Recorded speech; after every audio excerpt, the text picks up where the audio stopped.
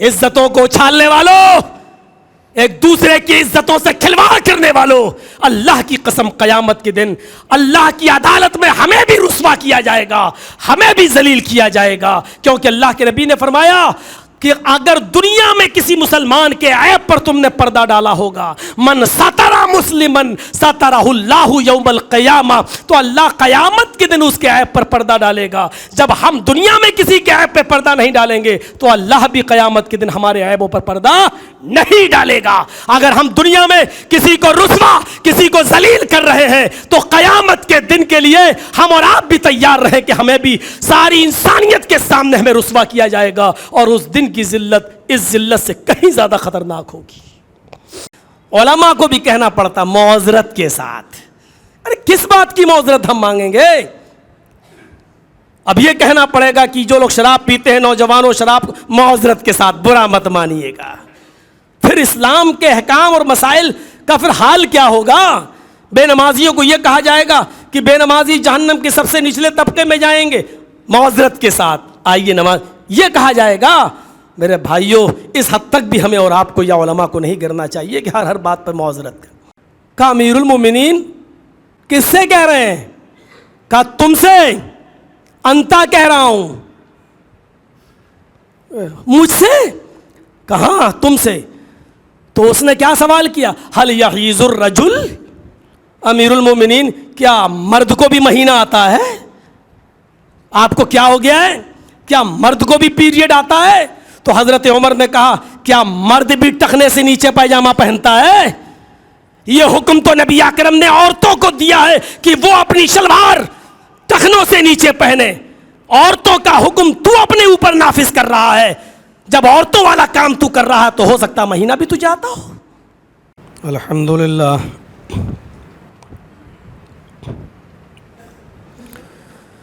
الحمدللہ نحمدہ ونستعینہ ونستغفرہ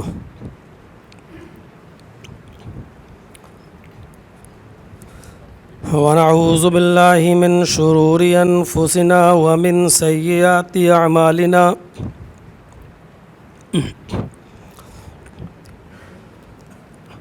من یہدہ اللہ فلا مضل لہ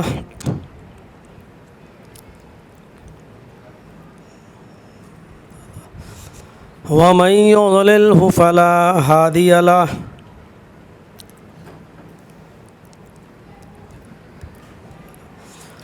واشہد ان لا الہ الا اللہ وحدہ لا شریک لہ،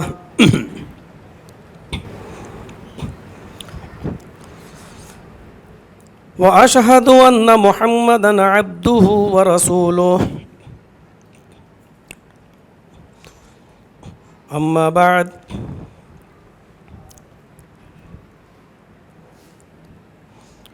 فإن خير الحديث كتاب الله،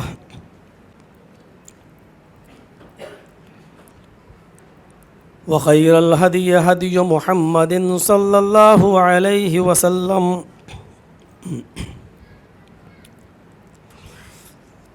وشر الأمور محدثاتها وكل محدثة بدعة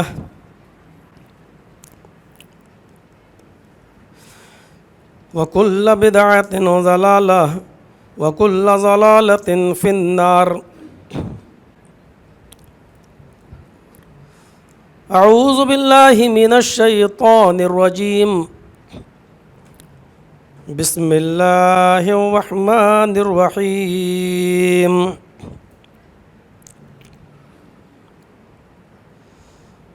والعصر إن الإنسان لفي خسر إلا الذين آمنوا وعملوا الصالحات وتواصوا بالحق وتواصوا بالصبر۔ رب اشرح لي صدري ويسر لي أمري واحلل عقدة من لساني يفقهوا قولي۔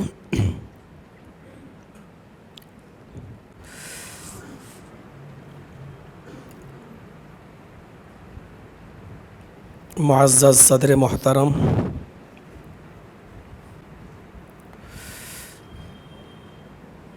علاقے کے اہم ذمہ دار ریاض احمد صاحب حیدرآباد ایئرپورٹ سے کرنور اور کرنول سے ہولکنڈا اور ہولکنڈا سے یہاں تک ہمارے ساتھ مسلسل سفر میں رہے ہمارے رفیق سفر حافظ عبدالغنی صاحب، فضیلت الشیخ مولانا محمد یعقوب عمری حفظہ اللہ، مسجد کے امام و خطیب اور مسجد کی کمیٹی کے ہم ذمہ داران، جمعیت و جماعت کے اہم ذمہ داران آدونی اور اس کے اطراف و اکناف سے تشریف لائے ہوئے ہمارے معزز سامعین حضرات، پردے میں بیٹھی ہوئی اسلامی خواتین، ماں اور بہنوں، قوم و ملت کے لائق و عزیز نوجوانوں، عزیز بچوں، مستقبل کے ہونہار عزیز بچوں، بہت کچھ سوچنے کے بعد کچھ اصلاحی باتیں کہنے کی جرات کر رہا ہوں، اس امید کے ساتھ کہ اللہ رب العالمین کہنے والے کو بھی اور سننے والوں کو بھی عمل کی پوری توفیق عطا فرمائے۔ سورہ عصر جس کی میں نے تلاوت کی ہے آپ کے سامنے، یہ قرآن کی چھوٹی صورتوں میں شمار ہوتی ہے اور بہت ہی مختصر اور بہت چھوٹی صورت ہے۔ والعصر ان الانسان لفی خسر الا الذین آمنوا وعملوا الصالحات وتواصوا بالحق وتواصوا بالصبر۔ اس صورت کے بارے میں عبداللہ ابن عباس رضی اللہ تعالی عنہ جو مشہور مفسر قرآن ہیں اور جن کے علم و تفقہ کی دعا خود نبی اکرم صلی اللہ علیہ وسلم نے کی تھی کہ اللہ قرآن تو نے نازل تو میرے اوپر کیا ہے لیکن قرآن کا علم عطا فرما عبداللہ ابن عباس کو، اور بہت بڑے مفسر وہ گزرے ہیں۔ اس صورت کے بارے میں انہوں نے فرمایا تھا کہ اگر اللہ تبارک و تعالیٰ نے پورا قرآن نازل نہ کیا ہوتا، صرف یہی ایک صورت اتار دی ہوتی تو انسان کی پوری زندگی کے عمل کرنے کے لیے کافی ہوتی۔ یہاں سے اندازہ لگایا جا سکتا ہے اس صورت کا مقام کیا ہے، اس صورت کا مرتبہ کیا ہے، اس صورت کی اہمیت کیا ہے، اس صورت کی فضیلت کیا ہے۔ اگر پورے قرآن کا نزول نہ ہوا ہوتا تو یہی ایک صورت ہماری اور آپ کی زندگی میں آنے والے مسائل کے حل کے لیے یہی ایک صورت کافی ہوتی۔ تفصیلی طور پر پورے قرآن میں جو چیزیں بیان کی گئی ہیں، اجمالی طور پر ان ساری چیزوں کا ذکر اس صورت کے اندر کر دیا گیا ہے۔ پورے قرآن میں ایمان اور عمل صالح ہی سے بحث ہے، ایمان پر زور دیا گیا ہے، عمل صالح کرنے پر زور دیا گیا ہے، اور اگر ہم دیکھیں تو حق بات کہنے پر زور دیا گیا ہے۔ حق بات کہنے کو سب سے بڑا جہاد بھی بتلایا گیا ہے، اور حق بولنے پر جو مصیبتیں اور پریشانیاں آئیں گی ان پر صبر کرنے پر جو اجر و ثواب ہے وہ بتایا گیا ہے۔ جو پورے قرآن میں جو چیز ہے اسی کو اللہ تبارک و تعالیٰ نے سورت کے اندر پیش کر دیا ہے مختصر طور پر، لیکن پہلا جو جملہ استعمال ہوا ہے وہ قسم کے ساتھ، والعصر، زمانے کی قسم۔ پھر یہاں سے ایک بحث شروع ہو جائے گی، اللہ رب العالمین کو قسم کھانے کی کیا ضرورت ہے؟ قسم تو وہ لوگ کھاتے ہیں جن کی بات کا اعتبار بہت آسانی کے ساتھ نہ کیا جاتا ہو یا جن کے جھوٹا ہونے کا امکان ہو۔ وہ شخص اپنی بات کو باوزن بنانے کے لیے یا سامنے والے کی نظر میں اپنی اہمیت کو جتانے کے لیے وہ قسم کھاتا ہے. بھائی 1,00,000 روپیہ آپ ہمیں قرض دے دیجئے, میں آپ کو 1 مہینے میں لوٹا دوں گا, میری بیٹی کی شادی ہے. اب ہم دینے میں ڈر رہے ہیں, پتہ نہیں یہ دے گا یا نہیں دے گا. تو سامنے والا قسم کھا کے کہہ رہا کہ اللہ کی قسم میں آپ کو ضرور دے دوں گا. یہ بتانے کے لیے کہ آپ میری بات کا اعتبار نہیں کر رہے ہیں تو نہیں کریں, لیکن ہم نے جس ذات کی قسم کھائی ہے اس پر تو آپ بھروسہ رکھیں. نعوذ باللہ, کیا اللہ تبارک و تعالیٰ کی ذات بھی بے وزن ہے؟ اور جب نہیں ہے اس کی ذات بے وزن تو پھر اس نے قسم کیوں کھائی؟ اس کو کیا ضرورت پڑی قسم کھانے کی؟ کیا وہ بھی جھوٹا ہو سکتا ہے؟ نعوذ باللہ نہیں. اس پر اگر بحث شروع ہو تو کافی دیر اسی میں بھی لگ جائے گی. مختصراً یہ بتا دیتا ہوں کہ عرب کے اندر جب کوئی بات قسم کھا کر کہی جاتی تھی تو اہل عرب اس بات کو زیادہ معتبر مانا کرتے تھے. ان کے یہاں غیر اللہ کی قسمیں بھی عام تھیں. لات و منات کی قسم, عزا کی قسم, ان کے یہاں غیر اللہ کی قسمیں عام تھیں. اور وہ جب قسم کھا کر کوئی بات کہا کرتے تھے تو اس بات کا زیادہ اعتبار کیا جاتا تھا, اور جو شخص ان کے سامنے بغیر قسم کے کوئی بات کرتا تھا تو اس کی بات کا زیادہ اعتبار نہیں کیا جاتا تھا.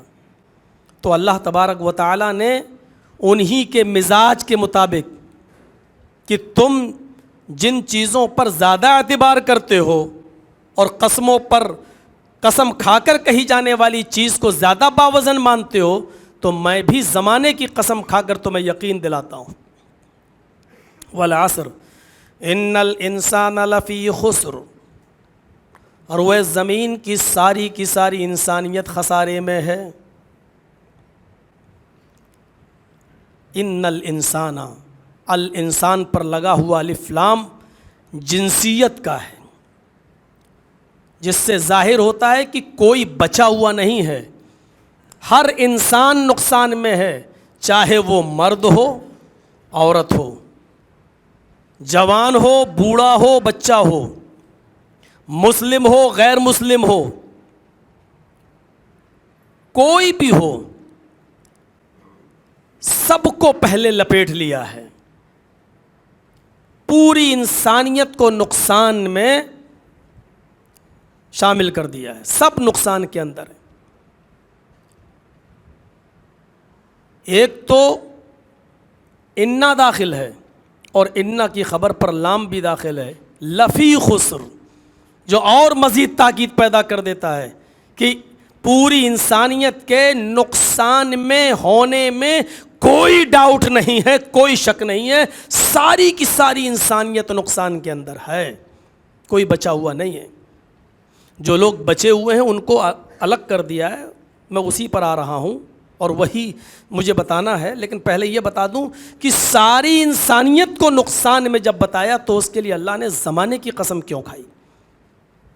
اللہ نے کبھی فجر کی قسم کھائی, کبھی والضحیٰ واللیل اذا سجا, کبھی ناشتے کے وقت اور چاشت کے وقت کی قسم کھائی. واللیل, کبھی رات کی تاریکی اور رات کے اندھیرے کی قسم کھائی. والشمس وضحاہا, کبھی سورج کی قسم کھائی. والقمر اذا طلعہ, تو کہیں چاند کی قسم کھائی. لیکن جب پوری انسانیت کو نقصان میں بتایا کہ ساری کی ساری انسانیت نقصان کے اندر ہے, تو ساری انسانیت کو نقصان میں بتانے کے لیے اللہ تبارک و تعالیٰ نے زمانے کی قسم کھائی.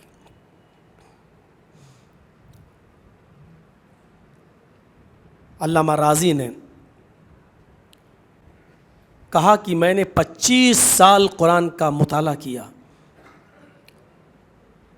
تفسیروں کو کھنگالا, کتابیں الٹیں, دیکھیں, لیکن مجھے ریزن پتہ نہیں چل سکا کہ اللہ تعالیٰ نے یہاں زمانے کی قسم کیوں کھائی. لیکن ایک دن علامہ رازی رحمۃ اللہ علیہ فرماتے ہیں کہ مجھے خود ریزن پتہ چل گیا. میں نے اپنے کانفیڈینس, اپنے یقین, اپنے دل سے اس بات کو محسوس کیا کہ اللہ رب العالمین نے اس لیے زمانے کی قسم کھائی ہوگی. کہتے ہیں کہ میں صبح کے ٹائم پر فجر کی نماز پڑھنے کے بعد, قرآن کی تلاوت کرنے کے بعد جب سورج نکلا تو میں صبح سبزی ابزی خریدنے کے لیے گھر سے باہر نکلتا ہوں. میں نے ایک برف فروش کو دیکھا. ہمارے ہاں بھی جو برف بکتا ہے بڑی بڑی سلیوں میں, کبھی مارکیٹ میں نے ایک برف بیچنے والے کو دیکھا کہ وہ برف بیچ رہا ہے اور اس نے اس کی قیمت لگا رکھی ہے. موجودہ دور کے حساب سے ہم بتا رہے ہیں 2 روپے کلو. وہ چلا رہا ہے 2 روپے کلو, 2 روپے کلو, 2 روپے کلو. امام راضی رحمۃ اللہ علیہ فرماتے ہیں کہ سبزی ابزی خریدنے کے بعد جب میں گھر واپس آیا, ظہر کی نماز پڑھانے کے لیے جب میں مسجد میں گیا, ظہر کی نماز پڑھا کر جب میں واپس آ رہا تھا تو میں نے برف بیچنے والے کو دیکھا کہ اس نے برف کی قیمت کم کر دی. اس نے کہا 1 روپے کلو, 1 روپے کلو, 1 روپے کلو. مہنگا ہونے کی وجہ سے نہیں کسی نے خریدا ہوگا, تو برف پگھل کیوں جائے, گھل کیوں جائے, بیکار کیوں ہو جائے, پانی بن کر بہہ جائے گا. اس سے بہتر ہے کہ اس کی قیمت کم کر دی جائے تاکہ لوگ خرید لیں, کم ہی پیسہ مل جائے گا ہم کو, اور کیا. 1 روپے کلو, 1 روپے کلو. امام راضی فرماتے ہیں کہ پھر میں عصر کی نماز پڑھانے گیا. جب عصر کی نماز پڑھانے کے بعد میں گھر واپس آ رہا تھا تو میں نے دیکھا کہ برف بیچنے والے نے اس کی قیمت اور کم کر دی, 50 پیسے کلو, 50 پیسے کلو, 50 پیسے کلو.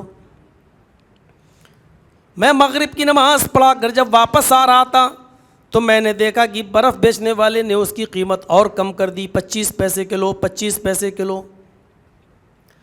عشاء کی نماز پڑھانے گیا اور عشاء کی نماز پڑھانے کے بعد جب میں گھر کی طرف واپس آ رہا تھا تو میں نے برف بیچنے والے کو دیکھا کہ وہ آواز لگا رہا تھا, لوگو فری میں لے جاؤ میرا برف, فری میں لے جاؤ یہ برف. جاؤ تم اپنی بیوی اور بچوں کو ٹھنڈا پانی پلاؤ, کم سے کم ہمارے برف کے ذریعے ٹھنڈا پانی پی کر کم سے کم ان کے منہ سے دعائیہ 2 کلمات ہی نکل جائیں ہمارے بارے میں. میں نے اس کی قیمت ختم کر دی ہے, آؤ اور فری میں لے جاؤ. علامہ راضی کہتے ہیں کہ میں گھر آیا, میں نے کھانا کھایا. عشاء کی نماز کے بعد جب میں بستر پر سونے کے لیے چلا تو میرا معمول تھا کہ قرآن کی چند آیتوں کی میں روزانہ تلاوت کرتا, اس کے بعد بستر پہ سونے جاتا. معمول کے مطابق آج عشاء کے بعد جب سونے کے لیے میں بستر پہ گیا تو میں نے قرآن کی چند آیتوں کی تلاوت کی. تلاوت کرتے کرتے آج میں پھر اسی صورت کے اوپر سے گزر گیا.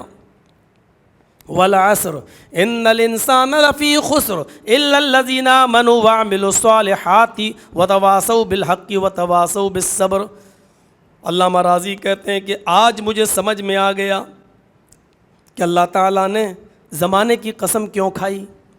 وہ کہتے ہیں کہ جس طرح برف پگھلتا جاتا ہے, گھلتا جاتا ہے, دھیرے دھیرے اس کی قیمت بھی کم ہوتی چلی جاتی ہے, اس کی قیمت گھٹتی جاتی ہے, اور برف گھلنے اور پگھلنے سے دھیرے دھیرے کم ہوتا جاتا ہے.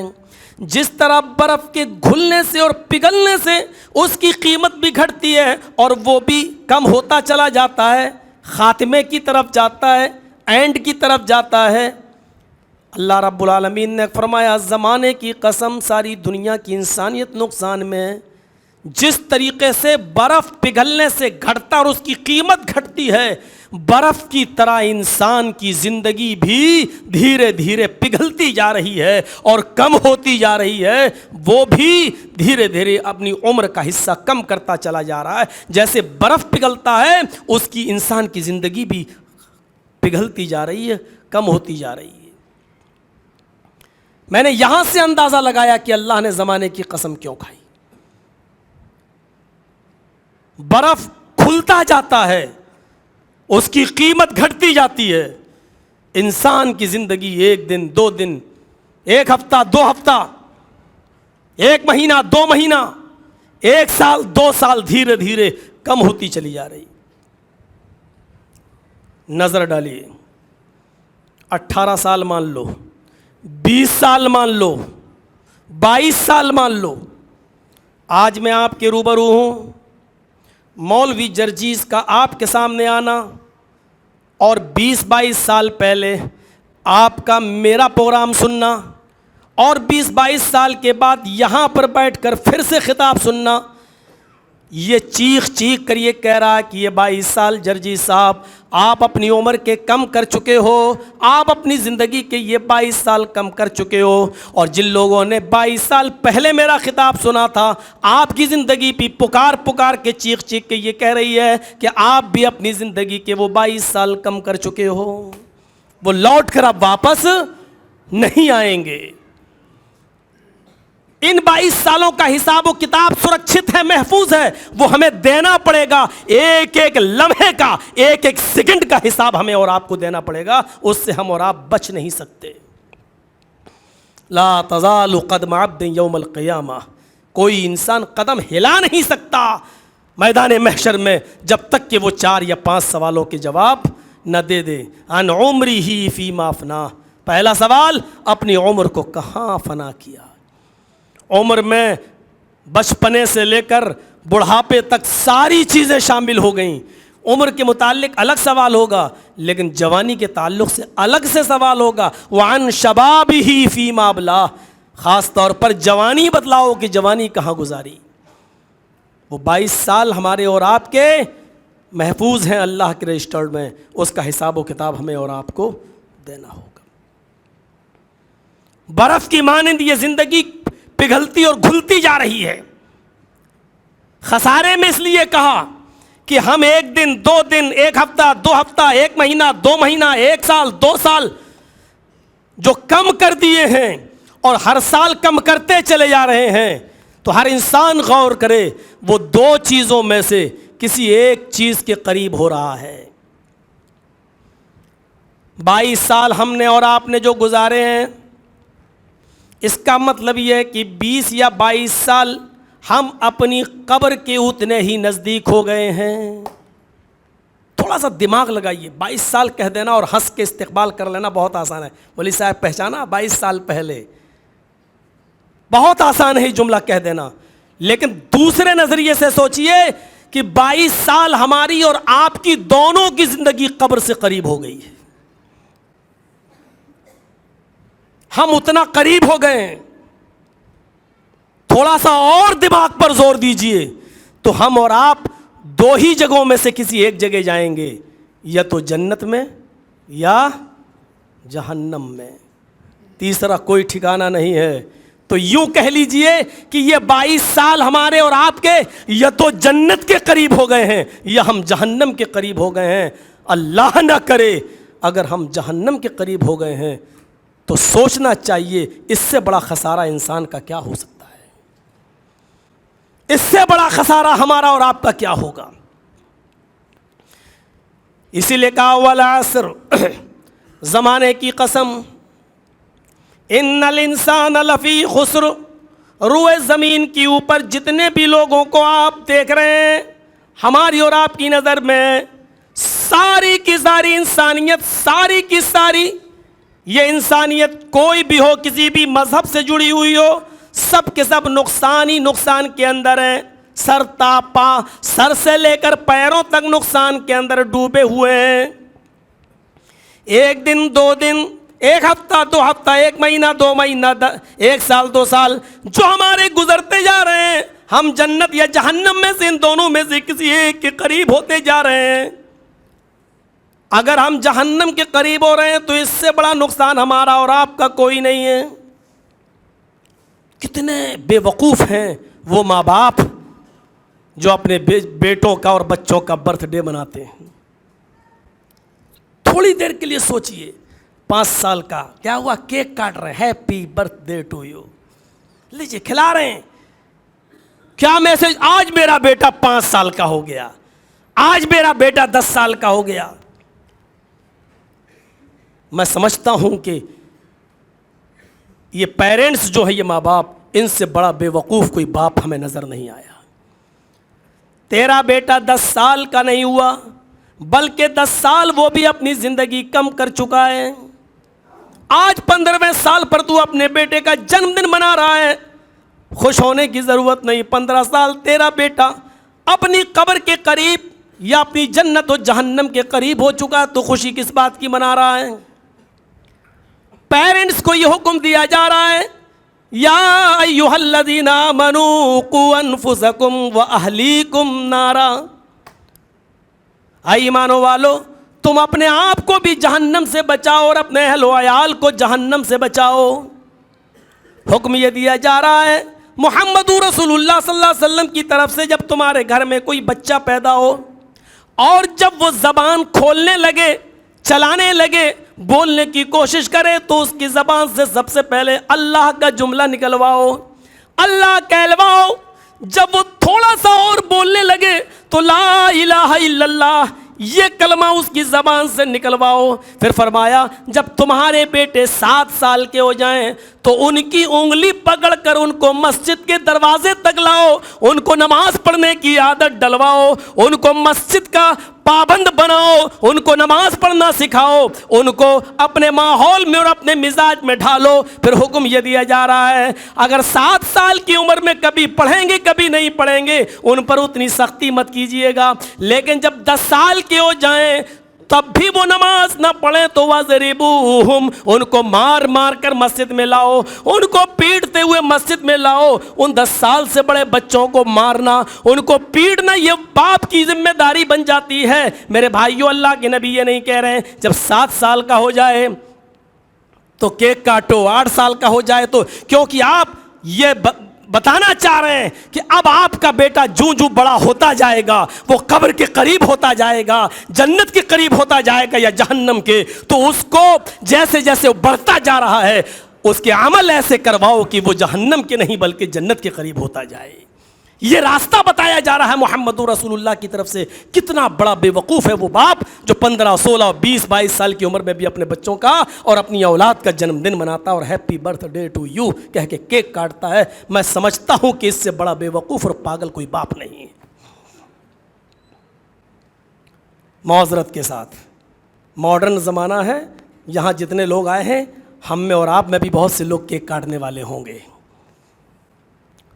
میرے بھائیوں، لیکن میں تو بدنام ہوں کہنے میں.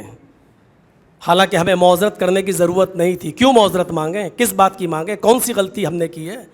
ارے آپ کیک کاٹ رہے ہیں، اگر غلطی کر رہے ہیں تو سننا پڑے گی، ہم کر رہے ہیں تو ہمیں بھی. لیکن اب آج کل ماحول بن گیا، لوگ برا مان جائیں گے. سرمایہ دار علماء کو بھی کہنا پڑتا معذرت کے ساتھ. ارے کس بات کی معذرت ہم مانگیں گے؟ اب یہ کہنا پڑے گا کہ جو لوگ شراب پیتے ہیں، نوجوانوں، شراب معذرت کے ساتھ برا مت مانیے گا. پھر اسلام کے احکام اور مسائل کا پھر حال کیا ہوگا؟ بے نمازیوں کو یہ کہا جائے گا کہ بے نمازی جہنم کے سب سے نچلے طبقے میں جائیں گے، معذرت کے ساتھ آئیے نماز، یہ کہا جائے گا. میرے بھائیوں، اس حد تک بھی ہمیں اور آپ کو یا علماء کو نہیں کرنا چاہیے کہ ہر بات پر معذرت کریں. بے وقوف ہیں وہ لوگ جو اپنی اولاد کا جنم دن مناتے ہیں. میرے بھائیوں، اب سنیے، خسارہ سمجھ لیا؟ اس بات کو یاد رکھیے، یہ مغرب کی نماز جو آپ نے ابھی ایک ساتھ مسجد میں پڑھی ہے، کعبے کے رب کی قسم اب یہ مغرب کی نماز ہماری اور آپ کی زندگی میں دوبارہ نہیں آئے گی. اب یہ مت کہنا کہ کل تک اگر زندہ رہے ہو پڑھ لی مولانا، تو معاف کیجئے گا، کل تک آپ مغرب تک زندہ رہے اور آپ نے ہمارے ساتھ اگر نماز پڑھ بھی لی تو مغرب ضرور پڑھیں گے، لیکن آپ اپنی زندگی کا ایک دن کم کر چکے ہوں گے. آپ یہ والی مغرب کی نماز جو آج پڑھی ہے وہ نہیں پڑھنے کو ملے گی آپ کو. کل آپ کو مغرب کی نماز اگر پڑھنا نصیب ہوا تو ایک دن کم ہو چکا ہوگا ہماری زندگی کا، ہم ایک دن اور قبر کے قریب ہو چکے ہوں گے. کیا وجہ تھی؟ جب جہنم کا عذاب کا ذکر ہوتا تھا تو حضرت عثمان غنی کی آنکھوں میں آنسو نہیں آیا کرتے تھے، اور جب قبر کے عذاب کا ذکر ہوتا تھا تو اتنا روتے تھے کہ ان کی داڑھی آنسو میں تر ہو جایا کرتی تھی. پوچھا عثمان غنی سے کہ جہنم کا ذکر ہوتا تب تو آپ روتے نہیں، عذاب کا ذکر ہوتا تب تو آپ روتے نہیں، لیکن قبر کے عذاب کا ذکر ہوتا تو آپ روتے۔ تو جواب کیا تھا؟ ان القبر اول منزل من منازل الاخرہ، قبر تو آخرت کی منزلوں میں سے پہلی منزل ہے۔ جو قبر کے سوال و جواب سے، جو قبر کے میدان سے، جو قبر کی منزل سے، جو قبر کی تاریکیوں سے صحیح سلامت سوال و جواب میں کامیاب ہو گیا تو آخرت کی اور منزلوں میں وہ کامیاب ہوتا چلا جائے گا، نکلتا چلا جائے گا، پاس ہوتا چلا جائے گا۔ لیکن اس پہلی منزل میں اگر ڈیفیٹ کھا گیا، اس پہلی منزل میں اگر ناکام ہو گیا تو آخرت کی اور تمام منزلوں میں وہ گرتا چلا جائے گا، پھر کہیں کامیاب نہیں ہوگا۔ اس لیے قبر کے عذاب کا جب ذکر ہوتا تو میں روتا ہوں۔ ہم اس کو بھول جاتے ہیں۔ بھول 22 اور 23 سال کی زندگی میں آپ کے سامنے بیٹھے ہوئے اسی جرجیس نے جو 20-22 سال پہلے آپ سے خطاب کیا، اس 20-22 سال کی زندگی میں ایسے اتار و چڑھاؤ دیکھے ہیں، ایسے نشیب و فراز دیکھے ہیں، ایسے ایسے تجربوں سے میں گزرا ہوں جہاں تک آپ کا دماغ تک نہیں پہنچ پائے گا۔ منٹوں میں بڑے بڑے ساہوکاروں اور چودھریوں کو خاک میں ملتے ہوئے دیکھا، کیمپوں میں رہتے ہوئے دیکھا، جو دوسروں کو لنگر بانٹا کرتے تھے ان کو لنگروں کا محتاج دیکھا۔ کسی کی رسوائی یہاں مقصد نہیں ہے، کسی کا نام لینا یہاں مناسب نہیں ہے، اپنی آنکھوں سے دیکھا ہے۔ ایسے ایسے لوگ جنہوں نے مسجد و مدرسوں کو خود کے نام پر ہمارے ہاتھ میں 1-2 ہزار کی نہیں، 1,00,000-2 لاکھ جب میں جھنڈا نگر میں پڑھتا تھا، سراج العلوم جھنڈا نگر، تو اس مدرسے کی مدد کی تھی، ایسے ہاتھ میں دے دیا تھا کہ آپ اپنے مدرسے کو دیجئے گا۔ انہی لوگوں کو چپکے سے لوگوں کے سامنے نہیں، کیونکہ وہ منہ نہیں کھول پا رہے تھے، ان کو مدد کرتے ہوئے میں نے خود، میرے بھائیوں ہم نے دیکھا ہے، انہوں نے کہا تھا کہ کسی کے سامنے ذکر نہیں ہونا چاہیے۔ اتار و چڑھاؤ ہے زندگی کا، اسی کا نام زندگی ہے، اسی کا نام زندگی ہے۔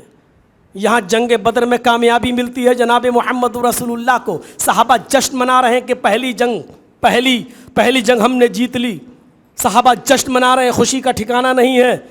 وہی خبر ملتی ہے کہ آپ کی بیٹی عثمان غنی کی بیوی حضرت رقیہ کا چیچک کی بیماری میں انتقال ہو جاتا ہے۔ پوچھئے اس نبی کے کلیجے سے، پوچھئے اس نبی کے دل سے، جس دن جنگ بدر میں کامیابی کی خوشی ملی ہو اور خوشی ابھی صحابہ کرام منا رہے ہوں، اور اسی دن یہ خبر ملتی ہے کہ آپ کی بیٹی اس دار فانی سے کوچ کر گئی۔ میرے بھائیو ذرا تصور کیجیے، آپ خوشی کے دن غمی، عید کے دن ہمارے بیٹے کا انتقال ہو جائے تو کیسا لگے گا؟ سوچئے۔ اور اللہ کے نبی جب تک اپنی بیٹی کے قبر پہ جاتے ہیں، اس وقت بیٹی کی قبر کی تدفین ہو چکی تھی، مٹی دی جا چکی تھی، آپ کو اپنی بیٹی کا چہرہ دیکھنا بھی نصیب نہیں ہوتا ہے۔ یہاں تو فلاں صاحب آ رہے ہیں دور سے، تھوڑا سا رکھ لیجئے باڈی کو، ارے وہ ہمارے فلاں رشتہ دار رہ جائیں گے۔ آج کل فریزر بھی چلنے لگے ہیں، مشینیں بھی آنے لگی ہیں، 24 گھنٹے تک باڈی کو رکھ لیا جاتا ہے۔ اللہ کے نبی صلی اللہ علیہ وسلم جب اپنی بیٹی کی قبر پہ پہنچتے ہیں تو تدفین ہو چکی تھی۔ آپ نے یہ نہیں کہا ہے عثمان غنی تم نے میرا انتظار کیوں نہیں کیا، تھوڑا سا انتظار کر لیتے، نہیں کیا۔ آپ نے اسی قبر کے پاس اپنی بیٹی کی نماز جنازہ پڑھی، اپنے ہاتھ سے مٹی بھی دے دی، چہرہ دیکھنا نصیب نہیں ہوا۔ آپ کی آنکھوں میں آنسو ہیں لیکن زبان مبارک سے جملے نکل رہے ہیں، انا للہ و انا الیہ راجعون، ہم سب اللہ ہی کی طرف سے تو آئے ہیں، ہم سب کو اللہ ہی نے تو بھیجا ہے اور اللہ ہی کی طرف ہم سب لوٹ کے جائیں گے۔ ایسے موقع پر بھی جو سامعین تھے، جو حاضرین تھے، جو صحابہ نے مٹی دی تھی، آپ ان کو توحید کا درس دے رہے ہیں اور ایک اللہ سے رشتہ استوار کر رہے ہیں، ایک اللہ سے جوڑ رہے ہیں۔ کوئی بات نہیں، ہم کو یہ سب دیکھنا پڑے گا۔ خوشی اور یہ زندگی کا ایک حصہ ہے۔ کوئی آدمی چاہے کہ ہماری زندگی میں کبھی غم نہ آئے، خوشیاں ہی خوشیاں، وہ مکمل انسان نہیں ہے۔ کوئی یہ سوچے کہ ہماری زندگی میں کبھی جو ہے غم ہی غم ملے، خوشی نہیں، حقیقت میں دیکھا جائے تو وہ بھی مکمل انسان نہیں. خوشی اور غم دونوں زندگی کا ایک حصہ ہے، اور اللہ کے رسول کو دونوں سے گزرنا پڑا، خوشی بھی غم بھی، دونوں سے گزرنا پڑا. اور ایسا ایک ہی دن خوشی ایک ہی دن غم، یہ زندگی کا ایک حصہ ہے. تو والعصر ان الانسان لفی خسر، زمانے کی قسم، روئے زمین پر جتنے بھی انسانیت ہے سب کے سب خسارے میں ہیں. ایک میسج ہو گیا. اب جو لوگ خسارے میں نہیں ہیں ان کو اللہ تعالیٰ نے الگ کر دیا ہے. وہی ہمیں آپ کے سامنے تھوڑا سا، جتنی دیر میں یہاں ہوں اسی چیز پر ہمیں آپ کو وضاحت کے ساتھ بتانا ہے. جو لوگ نقصان میں نہیں ہیں ان کو الگ کر دیا. وہ کون لوگ ہیں؟ الا الذین آمنوا، پہلی چیز جو ایمان لائے، جو مومن ہیں. وعملوا الصالحات، اور جنہوں نے صالح اور نیک عمل کیے. وتواصوا بالحق، اور حق بات کی وصیت، حق بات کی تلقین کرتے رہے. وتواصوا بالصبر، اور صبر کی تلقین کرتے رہے، صبر کی وصیت. حق اور صبر کو دونوں کو ایک ساتھ جوڑا ہے. ایسا ہو ہی نہیں سکتا حق بات آپ کہیں اور پریشانیاں نہ آئیں آپ کے اوپر. اگر آپ چاہتے ہیں کہ میرے اوپر حق بات کہنے کے بعد پریشانی نہیں آئے گی تو آپ غلط سوچتے ہو. لیکن آپ یہ چاہتے ہیں کہ پریشانیوں کا ہم مقابلہ نہ کریں تو حق بات کہنا چھوڑ دیجیے. مسجد کے ممبروں پر کھڑے ہو کر حضرت بلال کا واقعہ بہت بیان کیا جاتا ہوگا. حضرت سمیہ کی شرمگاہ میں نیزہ ڈالا گیا، یہ سب کچھ سنا ہوگا آپ نے. لیکن ایسا کیوں ہوا ان کے ساتھ؟ ان کا جرم کیا تھا؟ ہم سمیہ کی زندگی کے یہ واقعات تو بتاتے ہیں، لیکن سمیہ کے ساتھ یہ معاملہ جس بنیاد پر ہوا اس راستے پہ ہم چلنے کے لیے تیار نہیں ہیں. سرمایہ دار لوگ، چودھری لوگ ڈرا کے رکھیں گے ہمیں اور آپ کو، صاحب یہ تو آئے اور چلے جائیں گے بول بال کے. ٹھنڈا گرم ہم کو بھگتنا پڑے گا، ہم کو دیکھنا پڑے گا. میرے بھائیوں، بندشیں، یہ چیز انسان کو حق بیانی سے روک دیتی ہے. میں نے کہا نا، اس 23-24 سال کی زندگی میں نے بہت اتار و چڑھاؤ دیکھے ہیں، سلاخیں بھی دیکھی ہیں، جیل کی چہار دیواری بھی دیکھی ہے. اور میں سمجھتا ہوں شاید جماعت اہل حدیث کے اندر اتنی بار تو کوئی جیل میں نہ گیا ہوگا جتنی بار ہم گئے ہوں پورے ہندوستان کے اندر. یہ تجربے ہم نے کر کے دیکھے ہیں. لیکن یہ بھی سچ ہے کہ شروع میں ڈر لگتا تھا، لیکن بعد میں ویسے ڈر اپنے آپ آٹومیٹک ختم ہوتا بھی چلا گیا. تو کہنا کیا چاہتا ہوں میں کہ الا الذین آمنوا وعملوا الصالحات، ایمان. اب ایمان کتنے خوش ہو رہے ہوں گے، ماشاءاللہ اللہ تعالیٰ نے ہم کو الگ کر دیا ہے. الا الذین آمنوا، جو ایمان لائے. ہم تو ایمان لانے والے ہیں. ایمان لانے والے ہو، ایمان کے 3 درجے بتائے گئے ہیں. ایمان کے 3 درجے. کیا کہا؟ اگر تم کوئی برائی اپنی آنکھ سے دیکھ رہے ہو، من را منکم منکرن فلیغیر بیدہ، اگر تم نے کسی برائی کو اپنی آنکھ سے دیکھا تو ایمان کا پہلا درجہ یہ ہے کہ اس کو اپنے ہاتھ سے روک کر دکھاؤ. ہے ہمارے پاس ایمان کا یہ درجہ؟ نہیں ہے.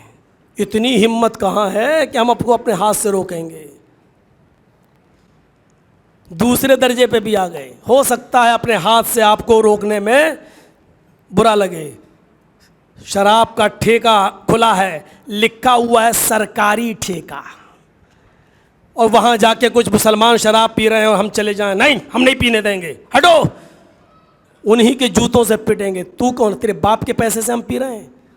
میرا پیسہ ہم خرچ کر رہے ہیں، تیرے باپ کا کیا جا رہا ہے؟ ہمیں اتھارٹی نہیں ہے، پولیس بھی ہم ہی کو مارے گی، کیوں؟ سرکاری ٹھیکے پہ پی رہا، تم کون ہوتے ہو روکنے والے؟ اسی کی تائید کی جائے گی۔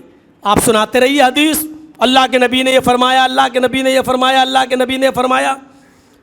حضرت عمر فاروق رضی اللہ تعالیٰ عنہ نے دیکھا ایک آدمی ان کے آگے آگے چل رہا ہے اور اس کا پائجامہ ٹخنوں سے نیچے ہے۔ تو حضرت عمر فاروق نے دیکھا ہے یہ ٹخنوں سے نیچے کپڑا کون پہنا ہوا ہے، تو چیختے ہوئے چلاتے ہیں، ڈانٹتے ہوئے کہتے ہیں احائز انت یا رجل۔ اس نے پیچھے مڑ کے دیکھا، امیر المومنین احائز انت، وہ کہہ رہے ہیں احائز انت کا مطلب کیا تجھے پیریڈ آ رہا ہے؟ عورتوں کو جو پیریڈ آتا ہے مہینے میں ایک بار، جس کو ہم لوگ MC بولتے ہیں، ہر عورت کی فطرت ہے۔ تو حضرت عمر نے کتنے خطرناک جملے بولے، دیکھیے آپ کہہ سکتے ہیں مولوی جرجیس بڑا بیہودہ ہے، کیا جملہ بول رہا ہے، لیکن ہم تو حضرت عمر فاروق کے جملے بیان کر رہے ہیں۔ کیا کہا؟ احائز انت، کیا تجھے مہینہ آ رہا ہے؟ اس نے پیچھے مڑ کے دیکھا، کس سے کہہ رہے ہیں؟ کہا امیر المومنین کس سے کہہ رہے ہیں؟ کہا تم سے، انتا کہہ رہا ہوں۔ مجھ سے؟ کہاں تم سے۔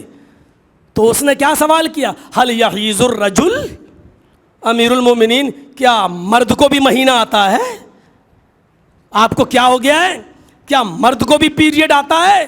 تو حضرت عمر نے کہا کیا مرد بھی ٹخنے سے نیچے پائجامہ پہنتا ہے؟ یہ حکم تو نبی اکرم نے عورتوں کو دیا ہے کہ وہ اپنی شلوار ٹخنوں سے نیچے پہنے۔ عورتوں کا حکم تو اپنے اوپر نافذ کر رہا ہے، جب عورتوں والا کام تو کر رہا ہے تو ہو سکتا مہینہ بھی تجھے آتا ہو۔ دیکھا جائے تو ہم میں اور آپ میں کتنے لوگوں کے اوپر یہ بجلی گر رہی ہے؟ اس حمام میں کون کون ننگے ہیں؟ لیکن کریں کہ آپ آئی تو آئی ہے۔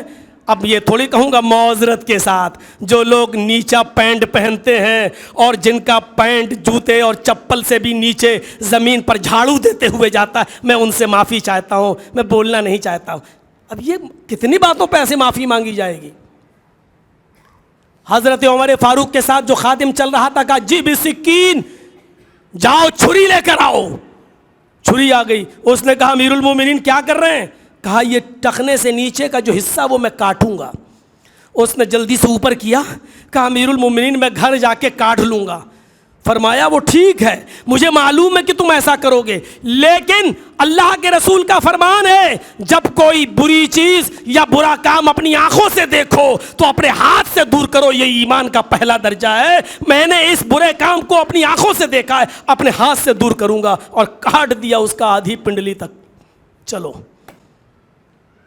ہو گئے، یہاں تک کاٹ دیا اپنے آپ۔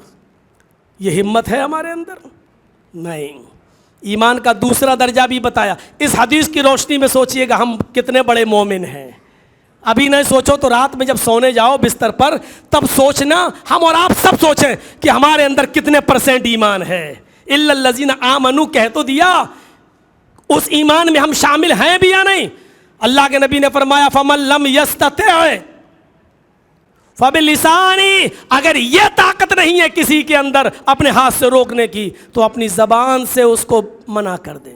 اے صاحب شراب مت پیو، ارے صاحب یہ کیا کر رہے ہو؟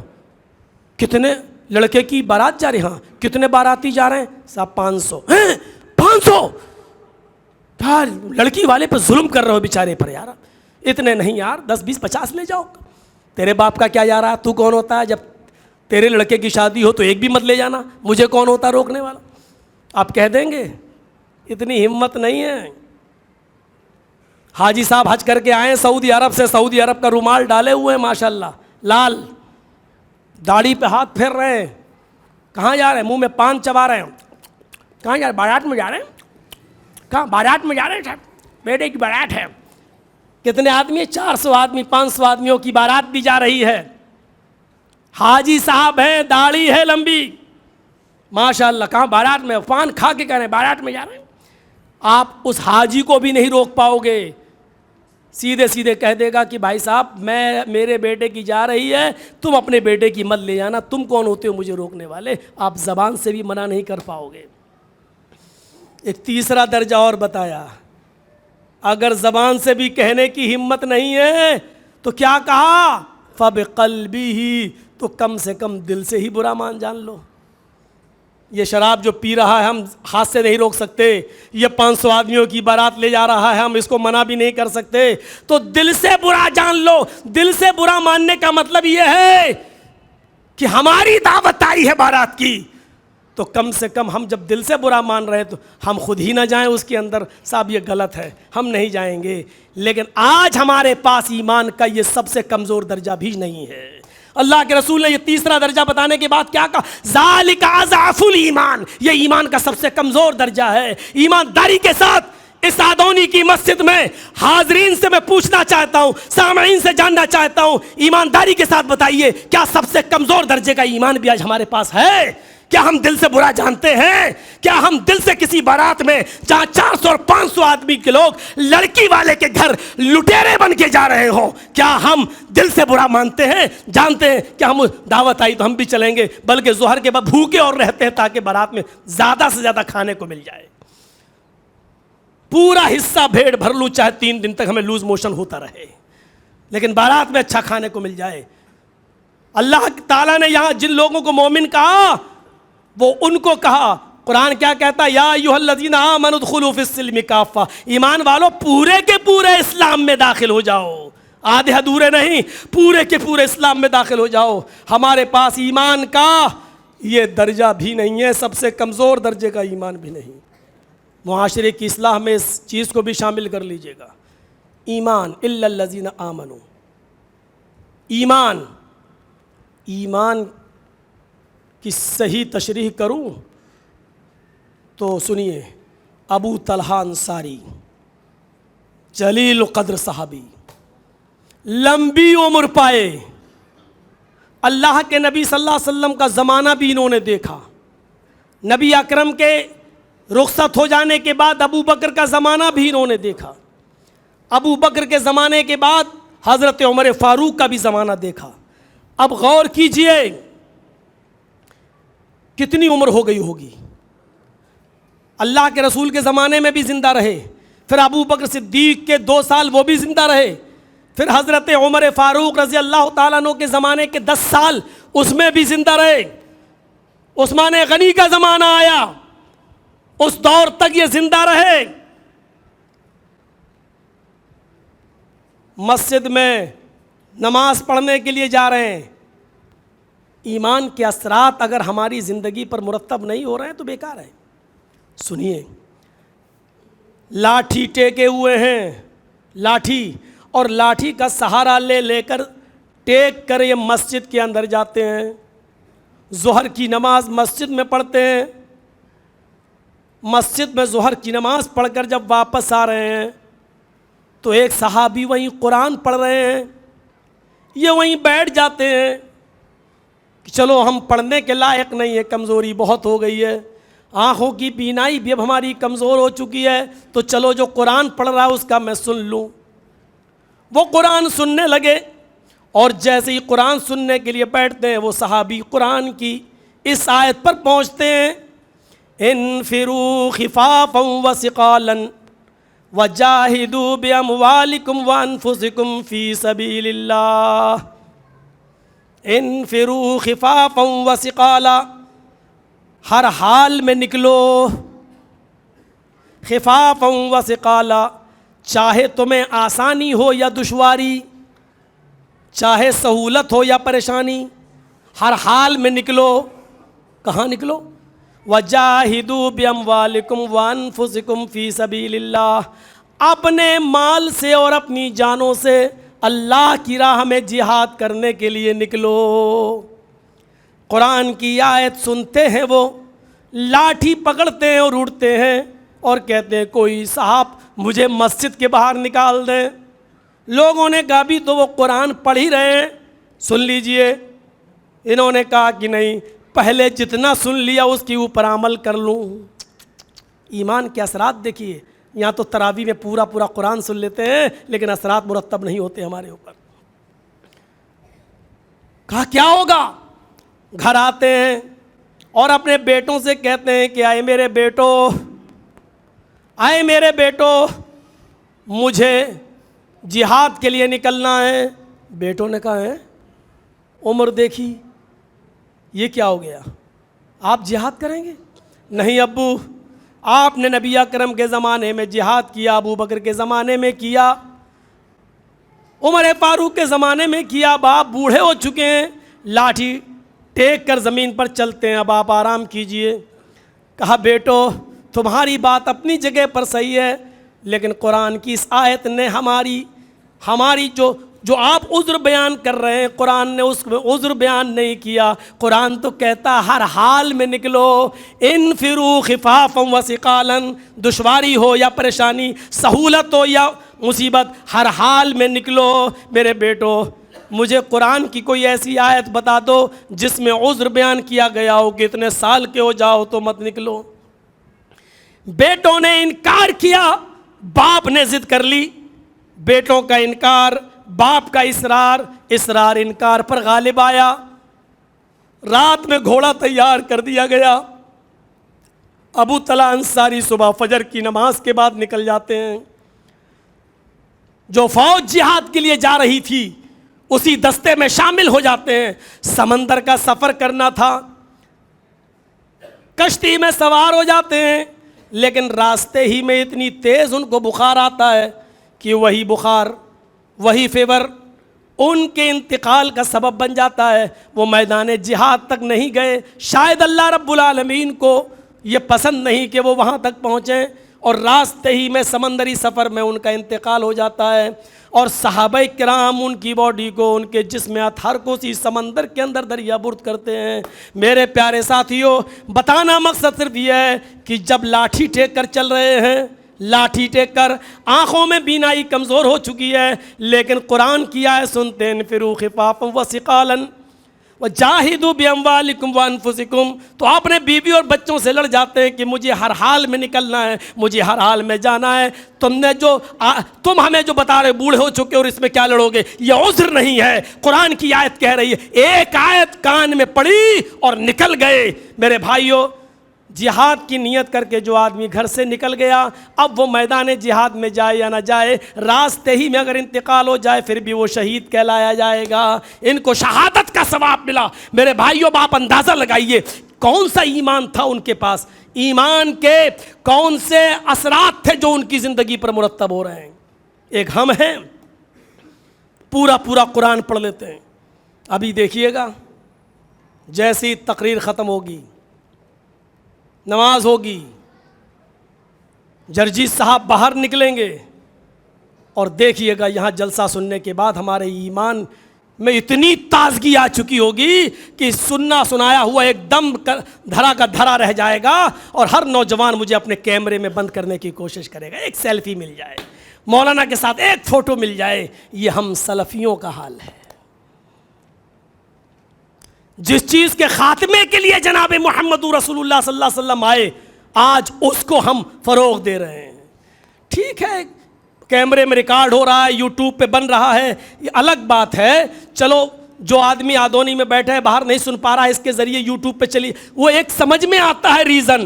لیکن جرجیز صاحب کو اپنے کیمرے میں بند کر لینا اور پھر واٹس ایپ گروپ میں اپنے دوستوں کو پہنچا کے یہ دکھانا کہ دیکھو میں جرجیز صاحب سے مل کے آیا، یہ کون سا اسلام ہے؟ مجھے بتائیے اس سے کون سا فائدہ پہنچ رہا ہے ہمارے اسلام کو؟ ہمیں تھوڑی دیر کے لیے کوئی ہندی میں بتا دو، ہمیں انگریزی سمجھ میں نہیں آتی ہے، اس سے کون سا اسلام کو فائدہ پہنچ رہا ہے؟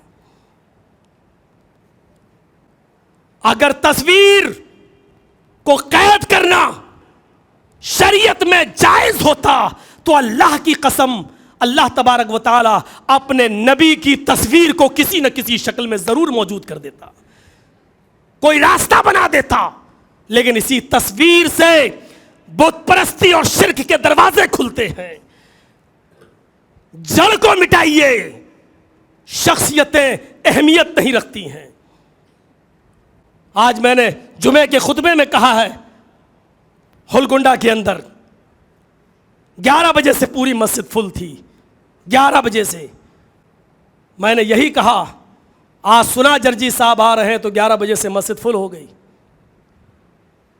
اس کا مطلب یہ ہے کہ آپ جرجی صاحب کو سننے آتے ہیں، شخصیت کو سننے آتے ہیں، قرآن و حدیث سننے نہیں آتے۔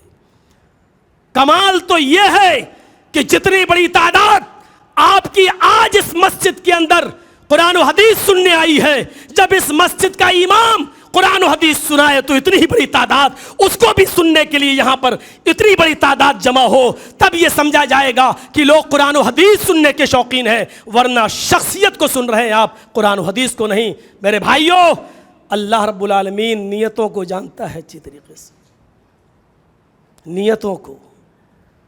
ہماری نیت کیا ہے ہم نہیں معلوم۔ آپ ہمیں سننے آئے ہیں یا قرآن و حدیث، یہ ہماری اور آپ کی نیت پر ڈیپینڈ کرتا ہے، ہم کسی کے دل میں نہیں گھسیں۔ جو چیز ہم بتا رہے ہیں وہی چیز یہ بتائیں گے، انداز سب کا الگ الگ ہو سکتا ہے، لیکن میرے بھائیوں ذرا غور کیجئے، یہ ایمان کے اثرات تھے جو ان کی زندگی پر مرتب ہوئے۔ ہماری زندگی پر کون سے ایمان کے اثرات مرتب ہیں؟ نام پوچھو، محمد اسلم، محمد اکرم، محمد اظہر، نام کی ایک لسٹ پہ ایک دم تیار کر دیں گے، لگے گا ان سے بڑا کوئی پکا مسلمان ہے ہی نہیں۔ کام دیکھو،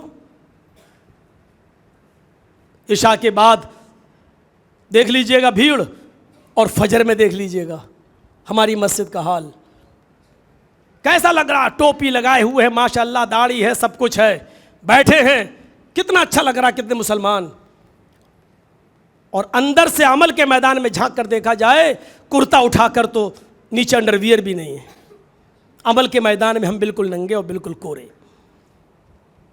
یہ ہماری زندگی ہو چکی ہے، سوڈا واٹر کی ایک بوتل ہو چکے ہیں، جوش میں تو اتنے ہیں پوچھو مت، لیکن تھوڑا سا ہلائیے بوتل کو تو جانتے ہو کیا ہوتا ہے، تھوڑی دیر کے بعد دیکھو تو آدھی بھی نہیں رہ جاتی، پوری خالی ہو جاتی ہے۔ وہی حال آج ہمارا ہو گیا، جوش میں اتنا، لیکن جب پیچھے مڑ کے دیکھو گے تو آدھے سے زیادہ غائب۔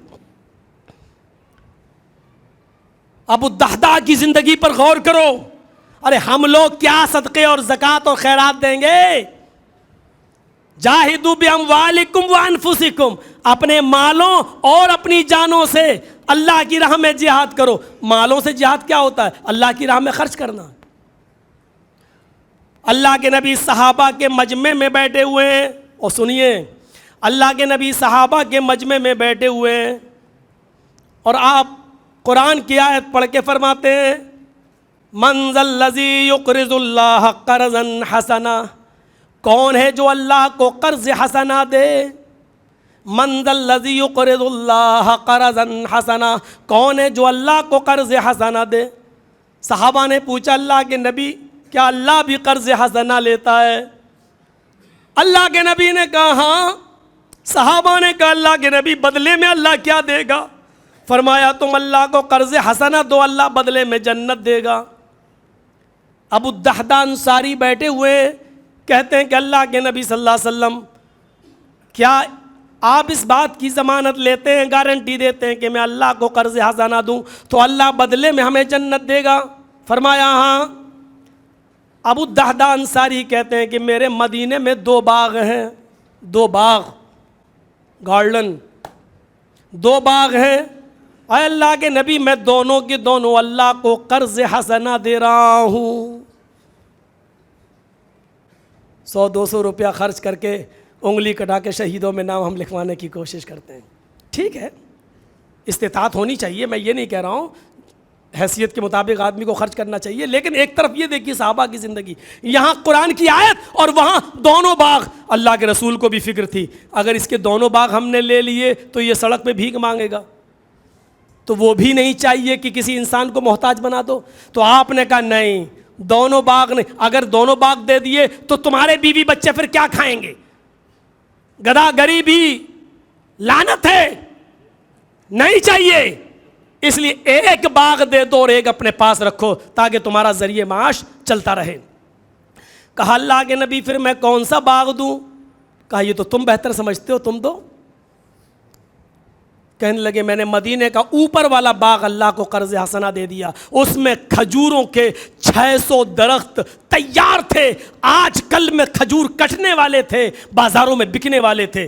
سوچئے بہار بنگال والوں کی طرح بہار بنگال لیچی اور آم کے پیڑ لگے ہوئے ہوں اور 100 200 درخت اور آج کل میں پھل کٹنے والے اور مارکیٹ میں بکنے والے ہوں تو ان کی خوشی کا کتنا ٹھکانہ ہوتا ہے کہ اب ہمارے اچھے دن آ جائیں گے.